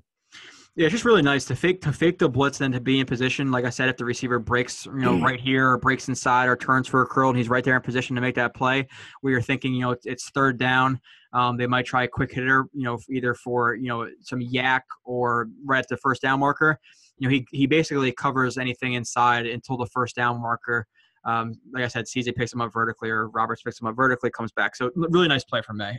Like I said, the only reason he didn't get my or a stud was because of that touchdown that he was supposed to be in a better position on. But Glenn, moving on to negatives from the offense. Other than things we talked about, McCown, et cetera. The offensive line, I think other than that is the offensive line. Wesley Johnson had another bad game. I could bring up multiple plays of him again, just getting blown up or missing an assignment. Winters got another holding call, I believe, this game. Played pretty poorly. Beachum got beat by speed to power on the edge, where the guy gets him to flip his hips outside, stiff arm, basically throws his hand into Beachum's chest plate, gets Beachum off balance, completely throws him out of the way, gets a sack. Even Shell this game, he's okay in pass protection, but in the run game, when he's moving out in space, he doesn't have the athleticism that you necessarily want for a tackle. Yeah, I think they're going to have a decision to make with him. He doesn't have that sort of that nastiness, that mentality you want from your right tackle. Yeah. And he isn't better in pass pro, but I don't know that he has the feet to play the left side. So you're going to either have to live with him on the right and not being a great run blocker, which is where you want your great run blockers to be, or to give him a shot on the left side. Give him an audition. Listen, I think back to, Jason Fabini, old Bill Parcells draft pick out of Cincinnati. 4th, 5th rounder, came into camp as a right tackle and did a nice job over there for a couple of years. And, it's many years ago, but I don't remember there ever being any talk of him being able to play left tackle. And eventually they gave him a shot over there, and he played really well. He did a nice job at left tackle for a few years. So, maybe you give Shell 2-3 years at right tackle and then see if he can make the switch. I know Mike McCagnon was asked about that at one point and basically said, that's not something we're looking at right now. But I don't think you can rule it out because, he's a young kid. He'll have some things to clean up. And that article that I did the other day talking about the offensive line. When I talked about Shell, I said, like, it hasn't always been pretty. We've seen him in games where he goes against some of the best guys in the league and he keeps the quarterback clean, but you go back and you watch and you're like, how did he not give up any sacks? Because, he's a little bit sloppy, technique wasn't there, but if that comes along and he refines that, maybe someone you could move to the left side eventually. Not saying he can, but if the run blocking doesn't improve, then I think maybe you have to consider moving him to the left side. Yeah, and I don't think that would work because the left tackle you have to be like uber athletic, Glenn. It's you're facing the best pass rusher for the most time because it's the blind side. So I don't think he could do that either. I don't think he's athletic enough to be on the right side. He moves slowly in the run game. He doesn't have the quickest kick slide, and he's not a mauler. So it's not like a guy. Okay, well he's not working at a right tackle. Move him inside.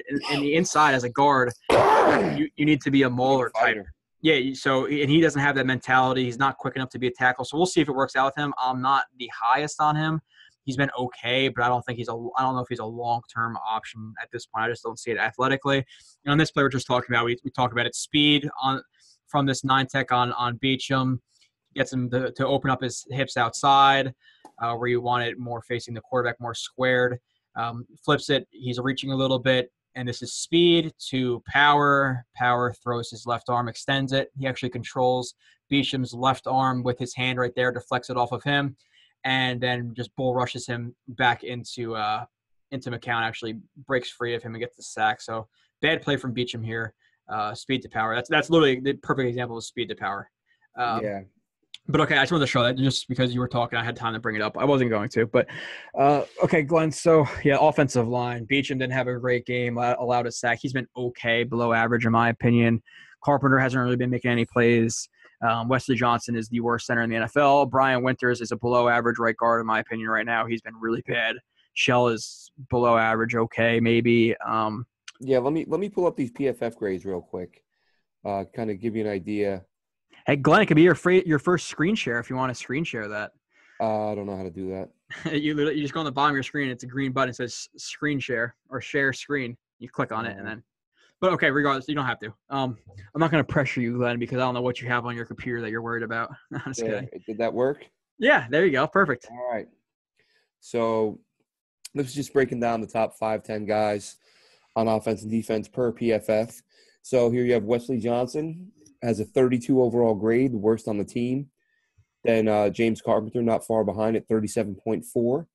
And then Brian Winters, 40.3. So there's the middle of your O-line right there. And they're carrying the lowest grades on the entire roster. Well, I'm surprised Lee is that low.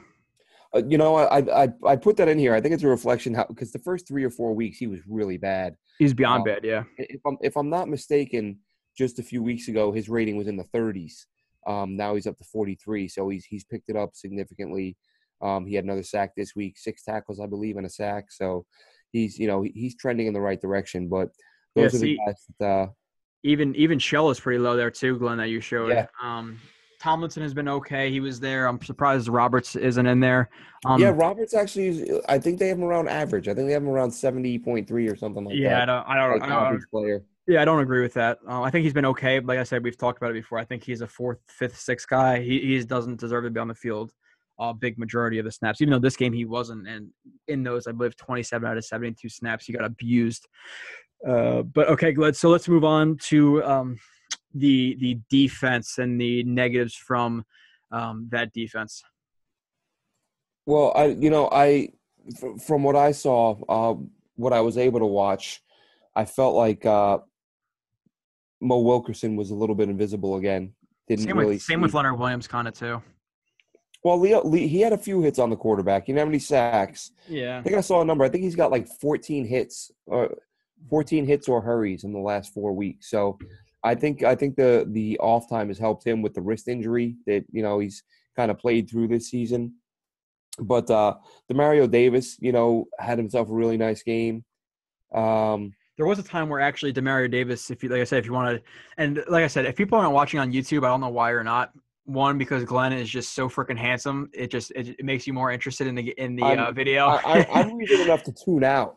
I think if we just put a picture of somebody else up while I talked, that might help. If you want to know why people aren't watching and then talking about my mug at the same time, there's the answer to your question. By the way, did you change like the angle of your camera? I've never seen like the little archway in your door before. Maybe I wasn't paying attention. I think you changed.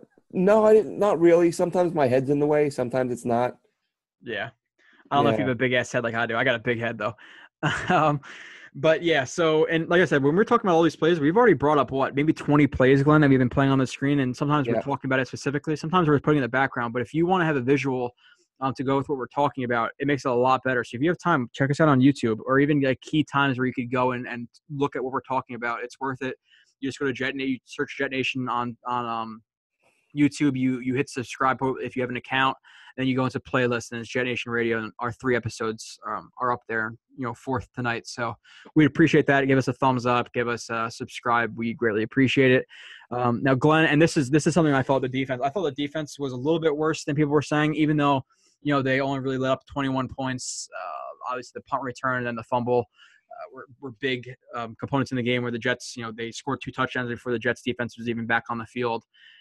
So that was bad, but Cam Newton, let me see here. But Cam Newton, 11 for 28, a 21.6 QBR, a 59 rating is just one of the worst games you'll see from him. He was really bad. And like we saw this a lot. Davis actually fell in coverage where I believe it was Ed Dixon was wide open. Cam overthrew him. This play, it's to the field side. This slot receiver right here runs a pick route, a rub route, whatever you want to call it. McCaffrey releases outside and runs a rub route. He has, if he catches this on the run right here, Glenn, and it's not overthrown, look how much room he has. Davis is not going to catch him if he widens out here and runs towards the sideline. So you're depending on whoever would be deep here. You're hoping that Marcus Maye can catch up to him, but even if he does, it's a big gain. So they benefited from this a lot this game, where I thought Cam Newton had a really ugly game, either missing guys completely, missing guys where I think Buster Screen actually got a PD on the right sideline where Cam put it inside where he's supposed to put it outside. So Cam had a really bad game, and I thought the Jets defense benefited from that. If we're just, like I said, people like that were honest. I'm being honest. They faced a bad Cam Newton in this game. Yeah, Cam was all over the place. I know the Jets, like I said, I know Leo had some pressures on him, but really I don't feel like there was enough pressure on him to explain why he was as far off the mark as he was on a good number of throws. I know that I've heard that about Cam. I'm not a Panthers fan. I don't watch a ton of him, but I have heard that he's he's a hot and cold guy. He'll have days like this where he's just his accuracy is terrible, and he missed some throws. He missed some opportunities out there on Sunday. Yeah, no doubt about it. That's a really bad quarterback rating for a guy who is considered, a top 10-ish quarterback. I thought people were a little bit too high on him when he went to the Super Bowl that year. He was really good, but I don't think he's as good as everybody thinks he is. But still a threat in both the passing game and in the running game. Obviously, as we saw with that one touchdown that he got, where Bruce Carter just bit way too hard inside on the. It's just like a play action, play like a rollout. He just bit way too hard inside, didn't contain the edge, which let him. It's funny. We were talking about Geno Smith, and one of my douchebag friends texted me. He's like, "Geno Smith is a god. Geno or G-Men undefeated rest of the year." Like, this is so stupid. Hey, I hope so. I hope he's right. Yeah, get him a worse pick than us. Get him out of the Rosen Darnold range. Yeah, and now going on to the negatives of the defense, I thought Jamal Adams was a negative this game, Glenn. The little bit too much bark with not enough bite has been bothering me a little bit. I like the energy. But there was a play towards the let me see. I think I actually do I have it? Yeah, I have it. So I'll bring it up in a little bit. He actually made a nice play. This was in this play, but it was a QB power. And Adams was right around here, and he ran to the backside and tackled Cam. I'm not going to bring that up now. I remember that play. Okay, yeah. So he ran backside pursuit. Made some nice plays in the run game. Like I said, he was here. QB power. This guard pulled, blocked here, and but he came backside. But regardless, this play was what we're kind of talking about, where he pursues sometimes. And Glenn, the fact that this video quality is better makes me so happy than it was the first week and how I was recording. I'm so happy I figured out how to do this, but so much better. Yeah, it looks much better. Yeah, and here you see him, and you just see him over pursue. Where right at this moment, you want to see him more lined up with McCaffrey's inside hip. He's over pursuing from the get-go. McCaffrey's a guy who could really cut on a dime. Look at that though. Look at that bend in McCaffrey. Look at how. Oh, it's a ridiculous cut, but at the same time, he's over pursuing from the jump. Right here, he's over pursuing. So he over pursues, and he has to dive at the ankles, which he does sometimes too much. Now, I think that was a little bit because he was off balance because McCaffrey made a crazy cut. So I'm not going to say that he tried to ankle tackle here. I think he was kind of forced to, but over pursuit, and you will see ankle tackles like this sometimes, even when he's not over pursuing. So led to another five or so yards. So that on top of. Let me see if I can just but what do you think about that play really quick while I pull up this other play, Glenn? No, you're right. I mean, McCaffrey, he is an elusive guy, but at the same time, if you look at the angle he's taking, unless he just really, unless Jamal Adams was fully expecting him to head toward the sideline and get further to the outside, otherwise that angle doesn't make a lot of sense. He was definitely, not taking the right angle, and McCaffrey exposed it. Yeah, you always want to track the inside hip or the near hip, depending on where you're coming from. For the most time, you're to the inside, unless you're coming from the outside. You want to track the outside hip, but the near hip, I guess, is the better way to say that. Now, if I could find this play, which I didn't put up on my screen for whatever reason, just give me a second here, Glenn. Hold on. Okay, I'm not gonna be able to find it right now. But the play, I don't know if you remember where I think it was Olsen. He ran a corner route and Claiborne is in a shallow zone. He passes off Olsen to Adams, or where he thinks Adams is going to be. Runs the corner to the the front pylon of the end zone. Adams is a little bit late to react, and then Olsen or Cam Newton actually overthrows Olsen. And then Jamal Adams is clapping after the play like he actually made the play on the ball, which is kind of like reminiscent of the old Kyle Wilson days. And here it is right here where the Panthers are running a smash concept. It's a pivot corner smash concept. That's what it's called. It's a smash concept pivot corner, which is right here, the pivot route corner. It's a smash concept because of how it's attacking the defense. He's late to react here after Claiborne. He probably should carry him a little bit deeper into this zone because he sees that this linebacker is manned up on McCaffrey here. So Claiborne's fault a little bit too, where he should carry him deeper until he passes him off to Adams. But still, Adams is in a position to make the play on the corner.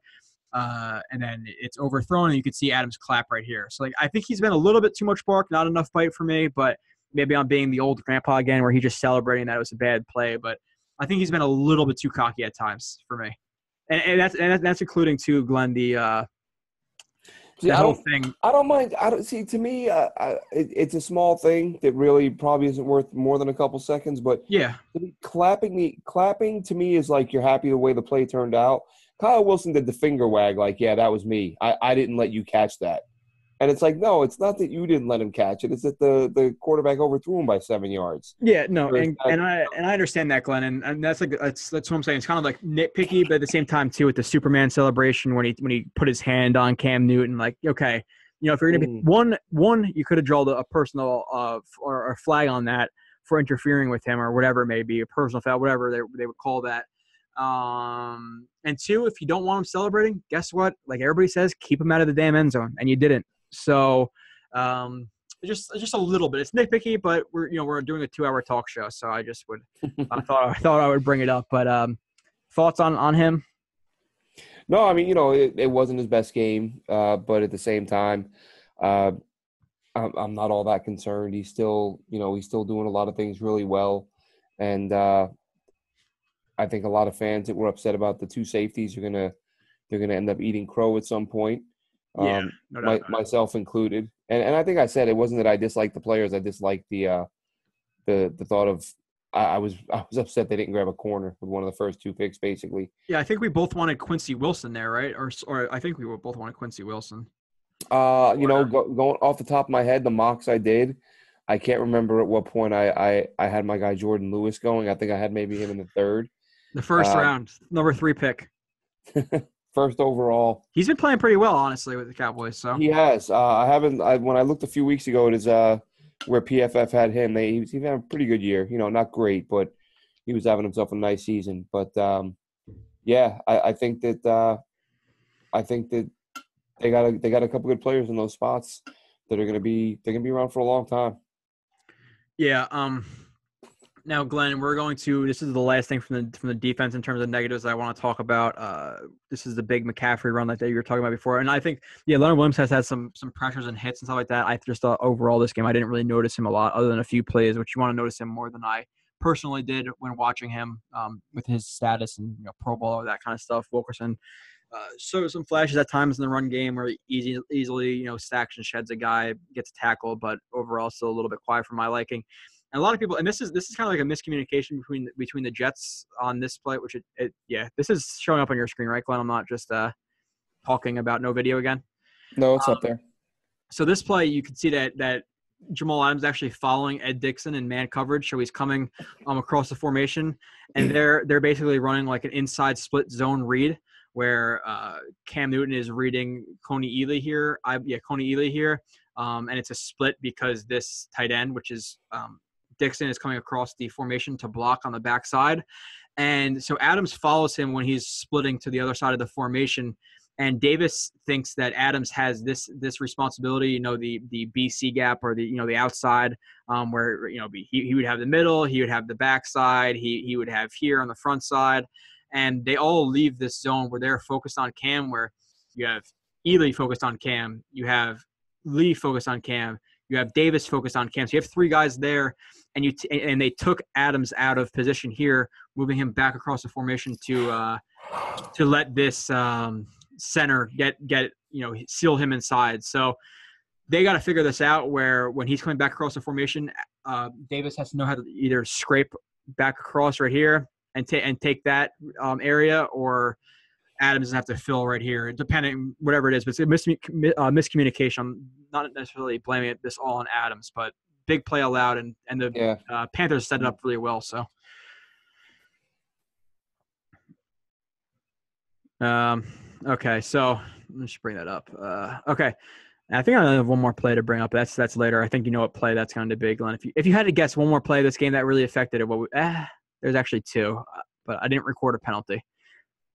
But okay, so let's go. Special teams negative, Glenn.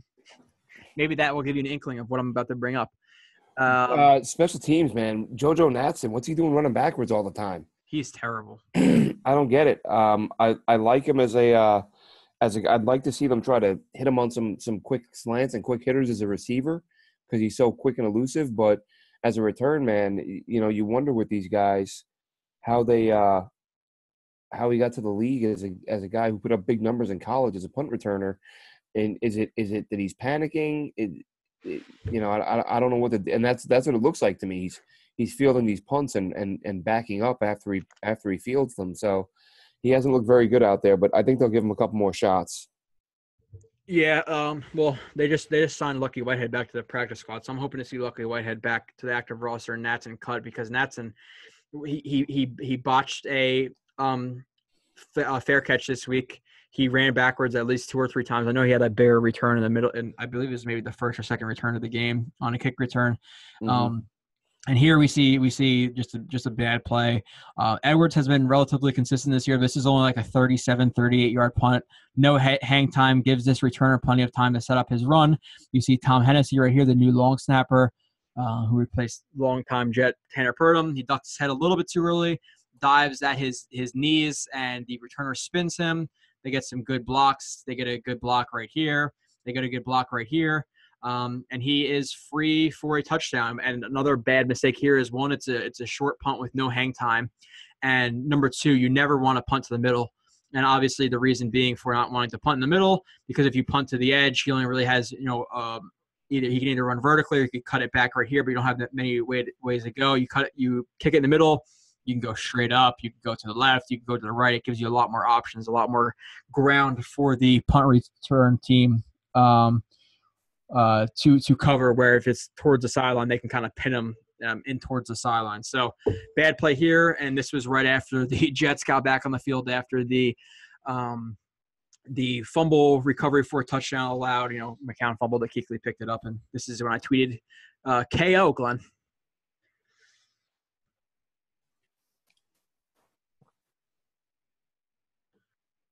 No words? No, sorry, you broke up there. I'm sorry. What'd you ask? Oh no, I don't know if I broke. I just said this right after this play. I tweeted KO. Just Jets were Yeah, done I at mean, this point. that was it. That was such a backbreaking play. We've talked about how Brent Boyer got a bit of a pass last year because it was his first year and he had a lot of inexperienced guys out there. But yeah, I don't like the idea of, as you were saying, kicking the ball down the middle of the field.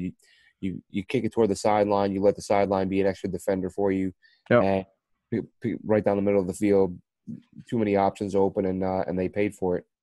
Yep, I agree. And Glenn, moving on to the other negatives on the game. Anything else you want to point out? I think the Jets, they only had 7 or 8 penalties, but at the same time, those penalties were in huge moments of the game. I was going to say the penalties were too costly, as we talked about with Pennell. That was just embarrassing. Pennell and Jenkins, that one Jenkins penalty as well. Yeah, and it's it's kind of a debate that I've seen on Twitter between a few different people, and it's kind of like I said,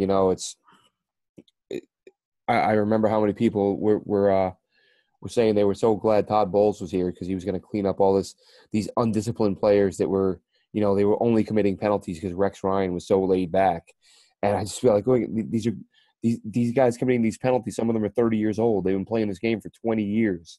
They know that they're not supposed to do those things, but they still do them. And it was a couple years ago, 3 or 4 years ago, when the Patriots Seahawks Super Bowl year. I think both those teams that year were like bottom or top, depending on how you look at it, like 2 of the most penalized teams in the NFL. I think they were in the top 5 in penalties for these teams that they're so disciplined and their coaches demand perfection and they bench you if you screw up. And they have a ton of penalties. So I put it on the players more than the coaches. You can't grab, go out there and grab a grown man by the hands and do it for him. You got to let him play. And if these guys are going to keep committing penalties, I mean, sure, push-ups, run laps, all that. I'm sure they've tried a few different things and it hasn't worked. And, we saw some more this week. Again, some very costly penalties. Yeah, it's a hard thing to really put on either one, I guess, or try to figure out who it is on. But yeah, it's the players and the coaches, I guess. Both the coaches making players take more responsibility for what they do, and just for the players not being disciplined, et cetera. And on that Jenkins play, Cam Newton was clapping to get the ball like he did the entire game. And I think it's because it was 4th and 3. He's getting a little bit antsy, maybe a little bit tired at that point in the game. He jumps off sides to get a free play where Cam Newton actually missed McCaffrey. I think it was on an arrow route out into the flat, and he just missed him over his head, and the Jets would have got the ball back. But instead, he jumped off sides, and that led to, instead of the punt, it led to the Panthers driving down the field and scoring a touchdown. Now, that's even though Jenkins did have a pretty good game, and here I didn't really want to bring this up, but just to say he did have a relatively good game. Here we see another QB power I was talking about before, where the guard is pulling, so it's a power. And just the way that he's reading, or Cam Newton is reading the play side outside linebacker defensive end. That's why it's called the QB power. And you can just see him attack the mesh point right here, which is a lot of the way that a lot of teams defend read option type plays. And he attacks the mesh point, plays it beautifully, and tackles Cam. So he actually had a decent game, but still for that penalty, there was other penalties from who else was it? I think Winters had a penalty. There was a couple of other penalties that really killed the Jets. The Panthers were in the red zone too one time. The Jets got a penalty moving closer to the goal line. So the penalties have to stop, in my opinion. Glenn, any negatives from, I guess, or what do you think about the coaching? We're going to move through this other stuff pretty quickly. Well, I think for the most part, on offense, it was more of what we've seen as of late, where the run game wasn't working, so they did it just enough to keep the opponent, to let them know it was there, but didn't, you couldn't run the ball too much because the yards per carry was terrible. They weren't moving the ball, so they did a good job of they put up a decent number of points, and as we said, if not for some drops, it would have been a huge game for the offense. And, as far as the defense goes, a little bit frustrating seeing Funchess, make as many plays as he did without – I don't feel like they really doubled him at any point. So, again, we kind of saw guys getting left on an island with the other team's best receiver. So, but that's that, been and Roberts was on him a good amount of time. Why not Claiborne? So yeah. So that's what I mean. It's that's kind of something we've gotten used to with Todd Bowles, is that if you only have one guy, Todd Bowles isn't going to double him, or at least it's I won't sit here and like an idiot and say they never double anyone, but I feel like when Funchess clearly became their guy, again, throw an extra body over there and see if they can slow it down. But really, it's not a good game to be critical of the coaches, because honestly, or at least of the head coach, the game was lost on an idiot play by the quarterback, and a stupid penalty by a D lineman and 2 drops. Yeah, exactly. So the game plan was good enough to win. They just didn't execute. Yeah. So that's really what it comes down to. And we didn't see a bunch of timeouts getting burned early on, and I didn't really have much of an issue. And again, as I've said it before, I'm not the biggest Todd Bowles fan, but that doesn't mean I'm going to look for reasons to criticize him when there are none. And again, the game plan was good enough to win, and that's what you want every week. If guys hold on to the ball and don't get stupid penalties, you win the game. Yeah, I think there was like 5 specific plays I can think why we lost, and it was the two Jenkins drops, the punt return, the return. Well, so there's 6. So the 2 Jenkins drops, the McCown miss on Forte, the McCown fumble, the punt return, and then the Jenkins jumping off sides. So 6 plays that really decided this game and really hurt. And even with penal. Oh, penal too. So 7. So if you have 2 or 3 of less of those penalties or stupid plays, then the Jets probably win this game. Other things from coaching, Glenn, that I didn't like. The cornerbacks are still playing way too far off at times. They're playing 10 yards backpedaling. It's again, you have to accept that that's how they run it. That's their defense. Like it or not, we don't. Whether it's a lack of faith in his corners or a belief, as I said, a couple weeks ago, if he just doesn't want to give up the big play, because they did, they gave up 6-7 touchdowns last year of 40 yards or more through the air. Hasn't been the case this year. So I don't know if they're just saying, let's bring these safeties in, let's back our corners off. Again, it's I can't think of another rational explanation as to why. Bend but don't break. Yeah, exactly. Yeah, and it's with their corners, they like to play off. Yeah, and it's even on like 3rd down though, which is bothersome. Like 3rd and 5, and you're playing 10 yards off and backpedaling. Like I said, any shorter type of route, out breaking, in breaking, it's easy to complete it. Also, the lack of urgency at the end, where they were running, I think 2 possessions in a row with a couple minutes left. They were running the ball the first two downs, which bothered me a little bit. The team obviously has a problem responding to controversy. Hopefully, and what happened at the end? Who was it that didn't lateral the ball? Was that Curse? Yeah, it was Curse. The guys behind him were like. Yeah, the palms went up like, dude, what are you doing? Like, the game just ended. You just dove into the ground and didn't give us a chance. Yeah, no, I agree. He just fell. He's preserving the tank, Glenn, just in case. Yeah, exactly. But yeah, and another thing too that bothered me was seeing JoJo Natson on that jet sweep instead of Ardarius Stewart. Ardarius Stewart's getting no playing time since since Curley has been gone these last 2 games. Stewart only has 19 snaps combined, which is concerning when you're not seeing him and you're seeing guys like JoJo Natson get snaps over him in areas where he was expected to be used, like in jet sweeps, that type of thing. Thoughts on that? And then another thing, too, that bothered me a little bit was seeing Forte get 29 snaps, Powell only get 23, McGuire only get 18, where Forte got the most carries, which I want to see Powell and McGuire get a little bit more. Any comments on that? And then I guess another guy too, just in terms of playing time, Ely only getting 27 of 72 snaps. I don't like either. I think Ely should be playing more. Yeah, I think with the Ardarius Stewart thing, that is pretty frustrating. I think that when it was announced that Jeremy Curley was going to be missing some time, we all thought that would be, we'd see some production from Ardarius Stewart, but he's really hasn't been part of the game plan. He's been getting some reps. I don't know. Are they just, is he the 3rd, 4th, 5th option when he's on the field? That could be the case, but at the same time, dial him up a little bit. Run some plays with him being the 1st, 2nd option.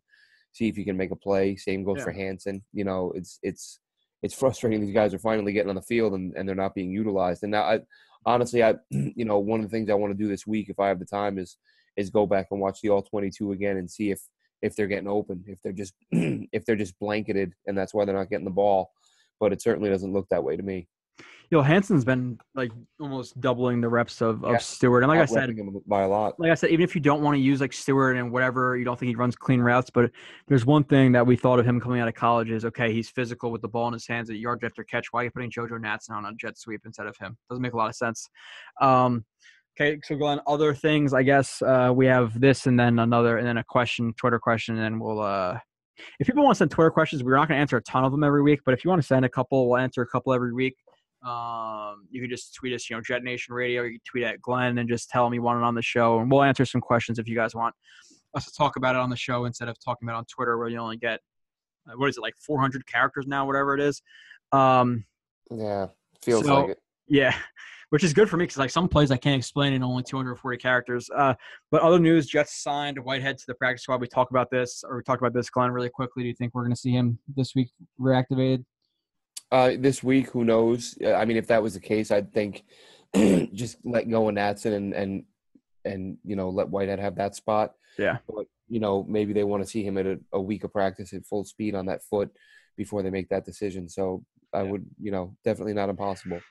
Release JoJo Natson, re-sign Tywan Jones to the practice squad, or Connor Harris or somebody like that, I guess. What was that receiver's name that everybody liked a lot? Joe from last year. Oh, geez. He was the guy who was sitting outside the facilities and with signs and stuff. That guy was there for like a week and a half. I don't know. Or Odell Beckham's yoked up cousin. Okay, so Glenn, we got another question from at AJ Perg, Andrew from Florida. He says, out of the 5 starting offensive linemen, which ones should the Jets definitely replace in the offseason, and which ones deserve to remain the starter in 2018?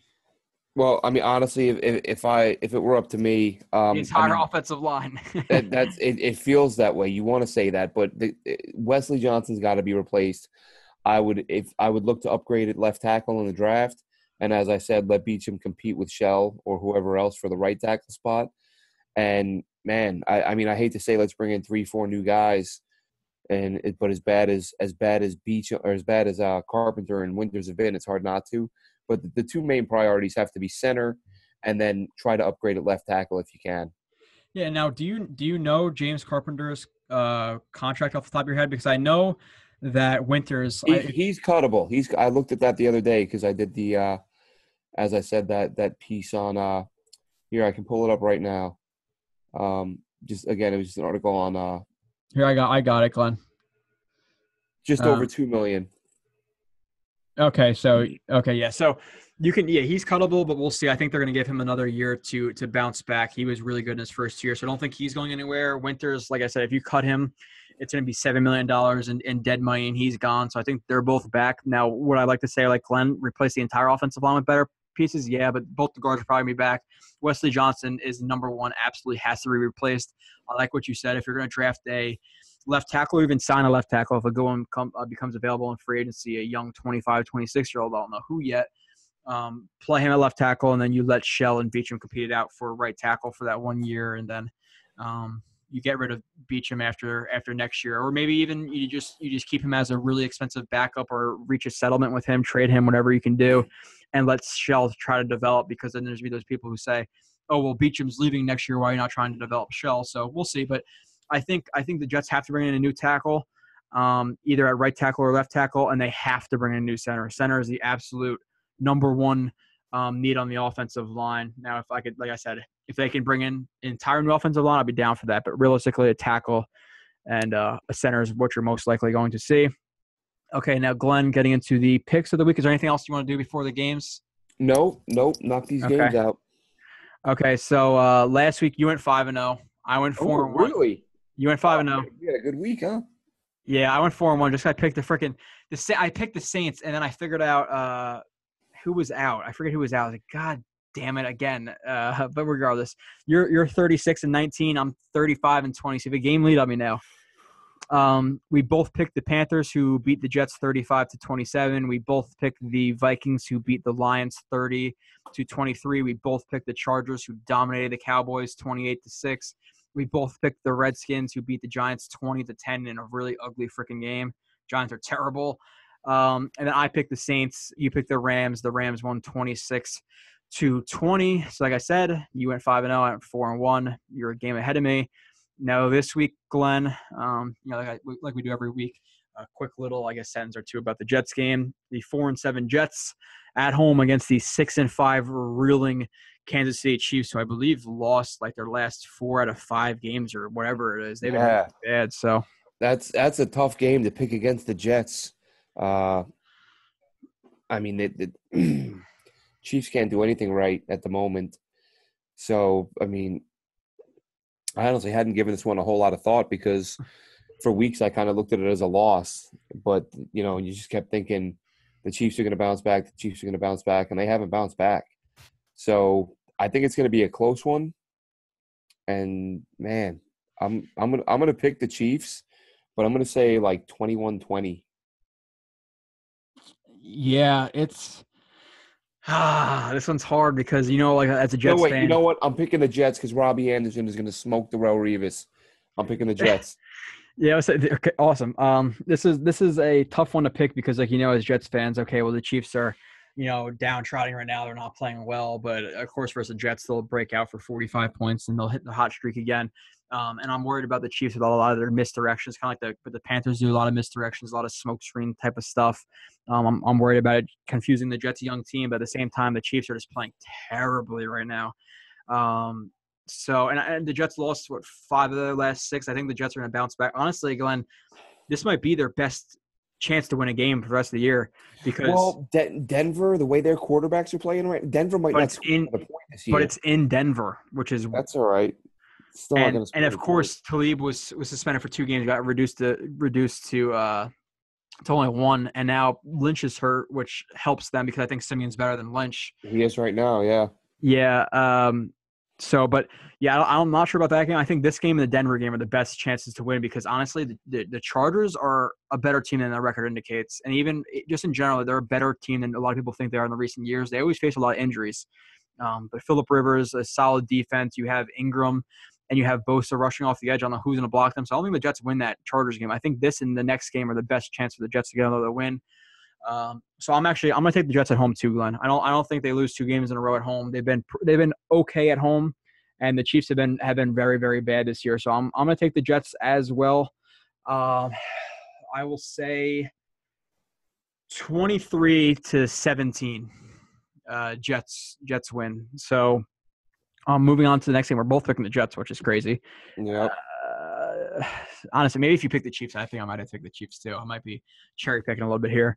But next game, Sunday at 1:00, the 7-4 Falcons at home versus the 9-2 Vikings. Ooh, that's a good game. Falcons are at home. Yeah. Give me the Falcons in a close one. Yeah, I'm gonna take the Vikings. Can't fault you either way. They're both teams are playing really well right now. Even though Julio Jones, he had his breakout week, so now he's not destined to have it against the Vikings, who have some really good defense, and they just been really good. And Case Keenum it's a revelation year for him. He actually looks like a pretty solid quarterback, really active with his feet in the pocket, getting out of the pocket and scrambling. But 9-2 Vikings, I think they moved to 10-2. I think the Falcons take a loss at home here, which is a big loss because the Panthers and the Saints are all really close right now in that division. With that, Glenn, moving on to the next game, Sunday at 4:25, the 8-3 Saints at home versus the 8-3 Panthers. 8-3 Saints at home against the 8-3 Panthers. Give me the Saints. Yeah. If it was in Carolina, I think I might take them. I think the Saints were exposed a little bit last week against the Rams. I don't think they're as good as the record indicates. I think they are pretty good, but I think they're going to fall back down to earth. They're really carried by that run game, which is all a zone and a power and a man blocking scheme all together in one. They don't run one specific scheme. They mix it up a lot. No team runs specifically zone or man blocking scheme. You don't see it ever. The Jets run both. Every team runs both, but they do it like 50-50, and you have the power. Joe, what was your predicted score? I don't mean to cut you off. What was your predicted score for the Jets game? 23-17 Jets. I'll tell you what. I just took a look at oddshark.com, and they have it at 26-18 as the projected score. So you're right there in that ballpark with them. Oh, nice. There you go. See, I should be paid to do this. I'm just kidding. But no, like one uncanny, like a lot of times my friend Vinny, like, so he's a big betting guy. He's like, halftime, what do you think the score is going to be? Because like, he's trying to do over and under, and I always get like right on that over under number. He gets so pissed at me. But yeah, I'm going to take the Saints at home versus Panthers. The Panthers, I think the Saints aren't as good. I don't think the Panthers are as scary as everybody thinks they are either. The Jets could have beat them by a touchdown or two that game if the Jets didn't have their head up their ass certain plays. So taking the Saints to next game, Glenn. Sunday night game at 8:30.